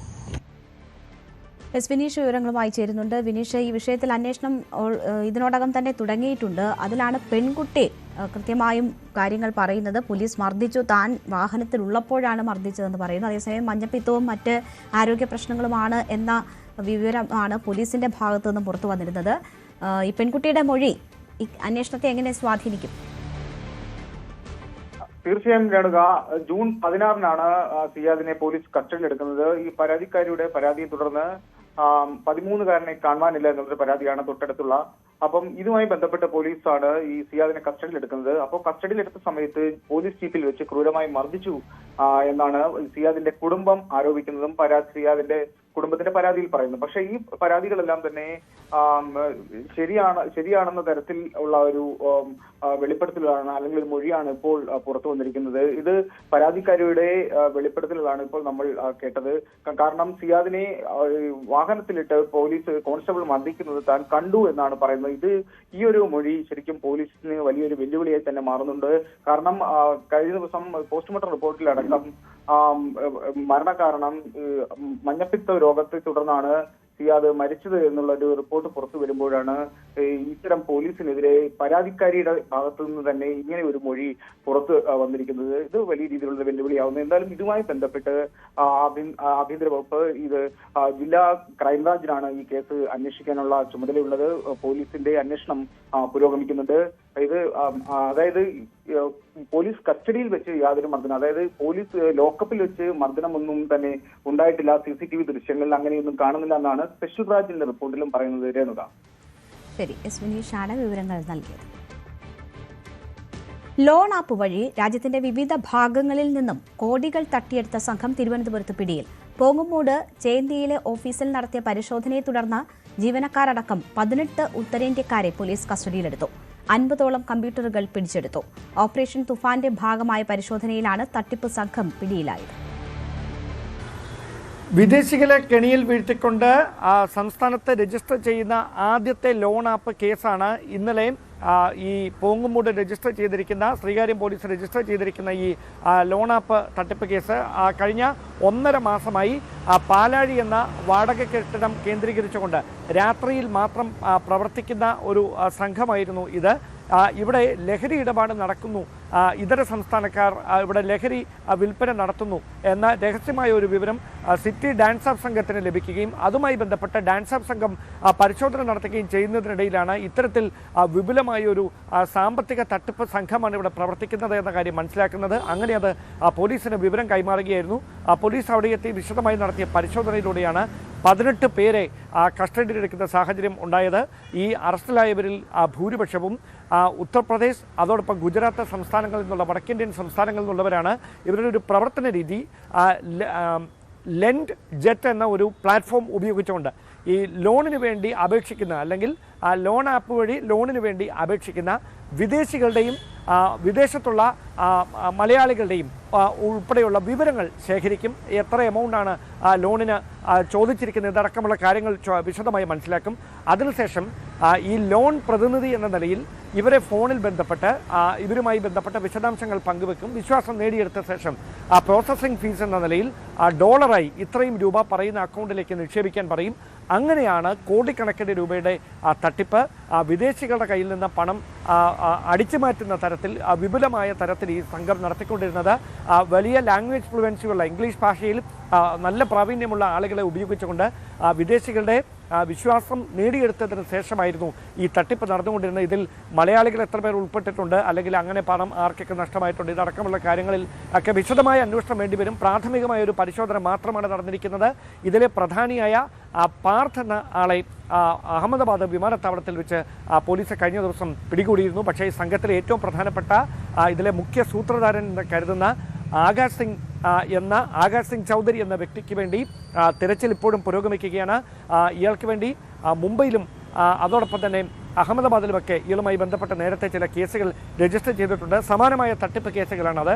അയാളെ കൂടി പിടികൂടിയാൽ മാത്രമേ എത്രയും വിപുലമായിട്ടാണ് ഈ തട്ടിപ്പ് നടന്നിരുന്നത് എന്ന കാര്യത്തിലൊക്കെ വ്യക്തത വരികയുള്ളൂ. എന്തായാലും ഈ വാടക കെട്ടിടത്തിൽ നിന്ന് 50 കമ്പ്യൂട്ടറുകളും 100 കണക്കിന് സിം കാർഡുകളും പിടിച്ചെടുത്തിട്ടുണ്ട്. ഇതിൻ്റെ സെർവറുകൾ വിശദമായി പരിശോധിക്കുന്നതിലൂടെ ഈ തട്ടിപ്പിൻ്റെ വ്യാപ്തി എത്രത്തോളമാണ്, എത്ര പേർ ഇതിനോടകം തട്ടിപ്പിന് ഇരയായിട്ടുണ്ട്, എത്ര കോടി രൂപയുടെ നഷ്ടം അതിലൂടെ ഈ വ്യക്തികൾക്കുണ്ടായിട്ടുണ്ട്, ഇവർ എത്ര കോടി രൂപ ഇങ്ങനെ തട്ടിയെടുത്തിട്ടുണ്ട് എന്ന കാര്യങ്ങളിൽ വ്യക്തത വരുമെന്ന പ്രതീക്ഷയിലാണ് പോലീസ്. ശ്രീകാര്യം പോലീസിന്റെ നേതൃത്വത്തിലാണ് ഇപ്പോൾ അന്വേഷണം പുരോഗമിച്ചുകൊണ്ടിരിക്കുന്നത്. കണ്ണൂർ അഞ്ചരക്കണ്ടി മെഡിക്കൽ കോളേജിലെ വിദ്യാർത്ഥി നിതിൻ രാജിന്റെ മരണത്തിൽ ക്രൈംബ്രാഞ്ച് കസ്റ്റഡിയിലുള്ള MK റാമിന്റെ ചോദ്യം ചെയ്യൽ തുടരുന്നു. നിതിൻ രാജിനെ മരണത്തിലേക്ക് എത്തിച്ച കാര്യങ്ങളാണ് പ്രധാനമായും അന്വേഷണ സംഘം ചോദിച്ചറിയുന്നത്. ഡോക്ടർ റാമിനെ അഞ്ചരക്കണ്ടി മെഡിക്കൽ കോളേജിലും ഹോസ്റ്റലിലും എത്തിച്ച് തെളിവെടുപ്പ് നടത്താനും നീക്കമുണ്ട്. കഴിഞ്ഞ ദിവസമാണ് കോടതി റാമിനെ 5 ദിവസത്തെ കസ്റ്റഡിയിൽ വിട്ടത്. ഗുരുവായൂർ ദേവസ്വത്തിന് ഹൈക്കോടതിയുടെ വിമർശനം. കണക്കുകൾ സൂക്ഷിക്കാൻ ഒന്നും ചെയ്യുന്നില്ല എന്നും കണക്കുകളുടെ വിശദവിവരങ്ങൾ നൽകണമെന്നും കോടതി. വരവ് ചെലവ് കണക്ക് സംബന്ധിച്ച കേന്ദ്രീകൃത സംവിധാനം കൊണ്ടുവരുന്നതിനെപ്പറ്റി ആലോചിക്കണമെന്നും കോടതി ചൂണ്ടിക്കാട്ടി. അഖിൽ മാരാർ 2020 വിട്ടു. സാബു M ജേക്കബുമായുള്ള അഭിപ്രായ ഭിന്നതയെ തുടർന്നാണ് 2020 വിട്ടത്. തൃക്കാക്കരയിലെ NDA സ്ഥാനാർത്ഥിയായിരുന്നു Akhil Marar. Sabu M Jacob Kottarakkara seat വാഗ്ദാനം ചെയ്തു വഞ്ചിച്ചുവെന്നും പാർട്ടിയിൽ പ്രവർത്തന സ്വാതന്ത്ര്യം ഇല്ല എന്നുമാണ് അഖിൽ മാരാറിന്റെ ആരോപണം. കഴിഞ്ഞ നിയമസഭാ തെരഞ്ഞെടുപ്പിൽ തൃക്കാക്കരയിലെ 2020 സ്ഥാനാർത്ഥിയായി അഖിൽ മാരാർ മത്സരിക്കുമെന്ന് പ്രഖ്യാപിച്ചതോടുകൂടിയായിരുന്നു അഖിൽ മാരാറിന്റെ 2020 പ്രവേശനം സാധ്യമായത്. പിന്നീട് തെരഞ്ഞെടുപ്പിൽ വലിയ തോൽവിയായിരുന്നു അഖിൽ മാരാറിനും 2020ക്കും ഏറ്റുവാങ്ങേണ്ടി വന്നത്. അതിനുശേഷം മാസങ്ങൾക്കിപ്പുറം 2020 വിടുകയാണ് അഖിൽ മാരാർ. അഖിൽ ഇന്ന് മാധ്യമങ്ങളെ കണ്ടപ്പോൾ സാബു M ജേക്കബിനെതിരെ ഗുരുതരമായിട്ടുള്ള ആരോപണങ്ങളാണ് ഉന്നയിച്ചത്. പ്രധാനമായും സാബു M ജേക്കബ് തന്നെ വഞ്ചിച്ചു എന്ന് തന്നെയാണ് അഖിൽ മാരാർ പറഞ്ഞു വെക്കുന്നത്. തുടക്കത്തിൽ തനിക്ക് കൊട്ടാരക്കര സീറ്റ് തരാമെന്ന് വാഗ്ദാനം ചെയ്തു, അത് തന്നില്ല. പിന്നീട് താൻ പ്രതീക്ഷിച്ചത് തൃപ്പൂണിത്തറയിൽ സീറ്റ് തരുമെന്നായിരുന്നു. BJPയും തന്നോടത് പറഞ്ഞതാണ്, ഉറപ്പ് നൽകിയതാണ് തൃപ്പൂണിത്തറയിൽ മത്സരിക്കാമെന്ന്. അതും താൻ ഏറെ പ്രതീക്ഷിച്ചു. പക്ഷേ അവസാനം വന്നപ്പോൾ തനിക്ക് തൃക്കാക്കരയിൽ ഒതുങ്ങേണ്ടി വന്നു. അവിടെ തനിക്ക് അതൊരു UDF മണ്ഡലമാണ്. ഉമാ തോമസിനെതിരെ വലിയ രീതിയിൽ പ്രചാരണം നടത്താൻ കഴിയില്ല, അതിനപ്പുറത്തേക്ക് അവിടെ വിജയം വരില്ല എന്ന് തനിക്ക് ഉറപ്പുണ്ടായിരുന്നു. പക്ഷേ അവസാന നിമിഷം മറ്റ് പ്രശ്നങ്ങളിലേക്ക് പോകണ്ട എന്ന് കരുതിക്കൊണ്ടാണ് തൃക്കാക്കരയിൽ മത്സരിക്കാൻ തീരുമാനിച്ചത്. പക്ഷേ തിരഞ്ഞെടുപ്പിന്റെ വേളയിൽ പ്രചാരണത്തിലടക്കം 2020യുടെ ഭാഗത്തു നിന്നും വലിയ നിഷേധാത്മക നിലപാടാണ് ഉണ്ടായത്. തന്റെ പ്രചാരണത്തിന് പോലും ഒരു രൂപ പോലും ഇറക്കാൻ 2020 തയ്യാറായില്ല. സാബു M ജേക്കബ് തന്നെ പൂർണ്ണമായും വഞ്ചിച്ചു. തന്റെ 20 ലക്ഷം രൂപ, തന്റെ ബൈക്ക് വിറ്റ് 20 ലക്ഷം രൂപ കൊണ്ടാണ് താൻ പ്രചാരണത്തിന് ഇറങ്ങുകയും പണം മുടക്കുകയും ഒക്കെ ചെയ്തത്. ഒപ്പം BJPയിൽ നിന്നും വലിയ രീതിയിലുള്ള ഫണ്ട് 2020ക്ക് ലഭിച്ചു. പക്ഷേ തനിക്കോ തനിക്കറിയാവുന്ന മറ്റ് സ്ഥാനാർത്ഥികൾക്കോ വേണ്ടി ഈ പണം ചിലവഴിച്ചില്ല എന്നുകൂടിയാണ് അഖിൽ മാരാർ പറയുന്നത്. അല്ല, എനിക്ക് മനസ്സിലായ യാഥാർത്ഥ്യം ഞാൻ ഉൾപ്പെടെയുള്ളവർ ചതിക്കപ്പെട്ടു എന്നുള്ളതാണ്. കാരണം ഒന്ന്, ഞാൻ വന്നതിന് ശേഷം കുറെ സ്ഥാനാർത്ഥികളെ ഇവർ പ്രഖ്യാപിച്ചു. ഒരു രാഷ്ട്രീയവും അറിയാത്ത, നിലവിൽ രാഷ്ട്രീയമായിട്ട് കേരളത്തിൽ ഒരു ഇടപെടൽ പോലും നടത്തിയിട്ടില്ലാത്ത ആൾക്കാരെ കൊണ്ടുവന്നപ്പോൾ തന്നെ ആദ്യം അവിടെ നാണം കിട്ടും. കാര്യം പലരും പറഞ്ഞു അഖിലൊക്കെ 2020 വന്നപ്പോഴത്തേക്ക് ഞങ്ങൾക്ക് തോന്നി കൊള്ളാം, എന്തൊക്കെയോ നല്ല കാര്യങ്ങൾ അവർ ചെയ്യാൻ പോകുന്നു. പിന്നീട് ആ സമയത്ത് വന്ന ചില കാൻഡിഡേറ്റ് പട്ടിക നിങ്ങൾ കേട്ട് കാണും. വോട്ടർ പട്ടികയിൽ പോലും പേരില്ലാത്തവർ, കേരളത്തിൽ ഇന്ന് വരെ രാഷ്ട്രീയം സംസാരിച്ചിട്ടില്ലാത്തവർ, ഒരു എവിടെ ആയിക്കോട്ടെ, കേന്ദ്രത്തിനെതിരെ ആയിക്കോട്ടെ, സംസ്ഥാനത്തിനെതിരെ ആയിക്കോട്ടെ, ഒരു രാഷ്ട്രീയ അഭിപ്രായ പ്രകടനം പോലും നടത്താത്ത ആൾക്കാരെ ഒരു സുപ്രഭാതത്തിൽ കൊണ്ടുവന്ന് കാൻഡിഡേറ്റ് ആക്കി. അപ്പോൾ ഇവരുടെ ഉദ്ദേശം രാഷ്ട്രീയമല്ല, എങ്ങനെങ്കിലും ഏതെങ്കിലും സ്ഥാനാർത്ഥികളെ എവിടെയെങ്കിലും ഒക്കെ ഇട്ട് മത്സരിപ്പിച്ച് BJP-യിൽ നിന്ന് ഫണ്ട് വാങ്ങുക, തെരഞ്ഞെടുപ്പ് കഴിയുന്നതോടുകൂടി അടുത്ത തെരഞ്ഞെടുപ്പിലേക്ക് ഫണ്ട് ചോദിക്കുക. 2020 NDAയുമായി കൈകോർത്തപ്പോൾ വലിയ പ്രതീക്ഷ തന്നെയായിരുന്നു NDAയ്ക്കുണ്ടായിരുന്നത്. 2020 വലിയ രീതിയിലുള്ള ഭൂരിപക്ഷം നേടും, അല്ലെങ്കിൽ എവിടെയെങ്കിലുമൊക്കെ ജയിക്കുമെന്ന പ്രതീക്ഷ NDAയ്ക്കുണ്ടായിരുന്നു. പക്ഷെ അതെല്ലാം മാറ്റിക്കൊണ്ടായിരുന്നു 2020 ഒരു സീറ്റിൽ പോലും ജയിച്ചിരുന്നില്ല. അതിന് പിന്നാലെയാണ് ഗുരുതര ആരോപണങ്ങളുമായി ഇപ്പോൾ അഖിൽ മാരാറും രംഗത്തെത്തിയിരിക്കുന്നത്. തനിക്ക് മാത്രമല്ല, തനിക്ക് പരിചയമുള്ള മറ്റ് സ്ഥാനാർത്ഥികളും സമാനമായ രീതിയിൽ തന്നെയാണ് തന്നോട് കാര്യങ്ങൾ പ്രകടിപ്പിച്ചത്, അഭിപ്രായം പ്രകടിപ്പിച്ചതൊപ്പം രാഷ്ട്രീയം എന്താണെന്ന് അറിയാത്ത ആളുകളെ പോലും 2020 ഈ പല മണ്ഡലങ്ങളിലും ഇറക്കി മത്സരിപ്പിച്ചത് BJP-യുടെ ഫണ്ട് തട്ടുന്നതിന് വേണ്ടി തന്നെയാണെന്ന് കൂടിയാണ് അഖിൽ മാരാർ പറഞ്ഞു വെക്കുന്നത്. എന്തായാലും ഇനി സാബു എം ജേക്കബിന് ഈ വിഷയത്തിൽ എന്ത് മറുപടി നൽകാൻ കഴിയും, അല്ലെങ്കിൽ എന്തായിരിക്കും അദ്ദേഹം ഇനി പറയുക എന്നതാണ് ഉറ്റുനോക്കുന്നത്. തെരഞ്ഞെടുപ്പ് അവലോകനം ചെയ്ത CPM കേന്ദ്ര കമ്മിറ്റി റിപ്പോർട്ടിൽ സംസ്ഥാന ഘടകത്തിനെതിരെ രൂക്ഷ വിമർശനം. പാർട്ടിക്ക് സർക്കാരിൽ നിയന്ത്രണമുണ്ടായില്ല എന്നും പാർട്ടി സർക്കാർ ഏകോപനം ഉണ്ടാകാത്തതും തെരഞ്ഞെടുപ്പ് തോൽവിക്ക് കാരണമായി എന്നുമാണ് റിപ്പോർട്ടിലെ വിമർശനം. KK ശൈലജയെ മണ്ഡലം മാറ്റിയതിനെതിരെയും വിമർശനമുണ്ട്. സിറ്റിംഗ് MLA-മാരെ അതാത് മണ്ഡലത്തിൽ തന്നെ മത്സരിപ്പിച്ചപ്പോൾ ശൈലജയെ മാത്രം മണ്ഡലം മാറ്റി. ഇത് രാഷ്ട്രീയ എതിരാളികൾ ആയുധമാക്കി. മണ്ഡലമാറ്റത്തെക്കുറിച്ചുള്ള പാർട്ടിയുടെ ന്യായീകരണങ്ങൾ ജനം അംഗീകരിച്ചില്ല. നേതാക്കളുടെ പൊതുവേദിയിലെ സംസാരങ്ങളിൽ ജാഗ്രതക്കുറവുണ്ടായെന്നും വാർത്താസമ്മേളനങ്ങളിലും ഇതുണ്ടായെന്നും ആഗോള അയ്യപ്പ സംഗമത്തിൽ ഉത്തർപ്രദേശ് മുഖ്യമന്ത്രിയുടെ സന്ദേശം വായിച്ചത് തെറ്റായി പോയി എന്നും വിമർശനമുണ്ട്.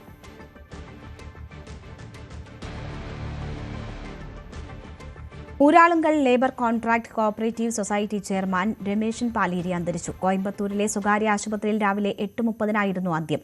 66 വയസ്സായിരുന്നു. കുറച്ചുനാളായി രോഗബാധിതനായി ചികിത്സയിലായിരുന്നു. ഇന്ന് വൈകിട്ട് 3 കോഴിക്കോട് ടൗൺ ഹാളിലും വൈകിട്ട് 6:30 വടകര ടൗൺ ഹാളിലും രാത്രി 8:30 ULCCS ആസ്ഥാനത്തും പൊതുദർശനത്തിന് വയ്ക്കും. നാളെ രാവിലെ 11 മണിക്ക് നാദാപുരം റോഡിലെ വീട്ടുവളപ്പിലാണ് സംസ്കാരം. ഇന്നത്തെ സ്വർണം വെള്ളി നിരക്കുകൾ. കവിത ഗോൾഡ് ആൻഡ് ഡയമണ്ട്സ് ഇന്നത്തെ സ്വർണം വെള്ളി നിരക്കുകൾ നിങ്ങൾക്കായി സമർപ്പിക്കുന്നത് Kavitha gold and diamonds, the versatile jewellery. സ്വർണം 22 ക്യാരറ്റ് ഗ്രാമിന് 13,215 രൂപ, പവന് 1,05,720 രൂപ. സ്വർണം 18 ക്യാരറ്റ് ഗ്രാമിന് 10,855 രൂപ, പവന് 86,840 രൂപ. വെള്ളി ഗ്രാമിന് 235 രൂപ, കിലോയ്ക്ക് 2,35,000 രൂപ. കവിത ഗോൾഡ് ആൻഡ് ഡയമണ്ട്സ് ഇന്നത്തെ സ്വർണം വെള്ളി നിരക്കുകൾ നിങ്ങൾക്കായി സമർപ്പിച്ചത് Kavitha gold and diamonds, the versatile jewellery. പകൽ വാർത്ത പൂർണ്ണമാകുന്നു. ഇടവേളയ്ക്ക് ശേഷം സ്പോട്ട് ലൈവ് കാണാം. ടോം കുര്യാക്കോസ് ചേരും.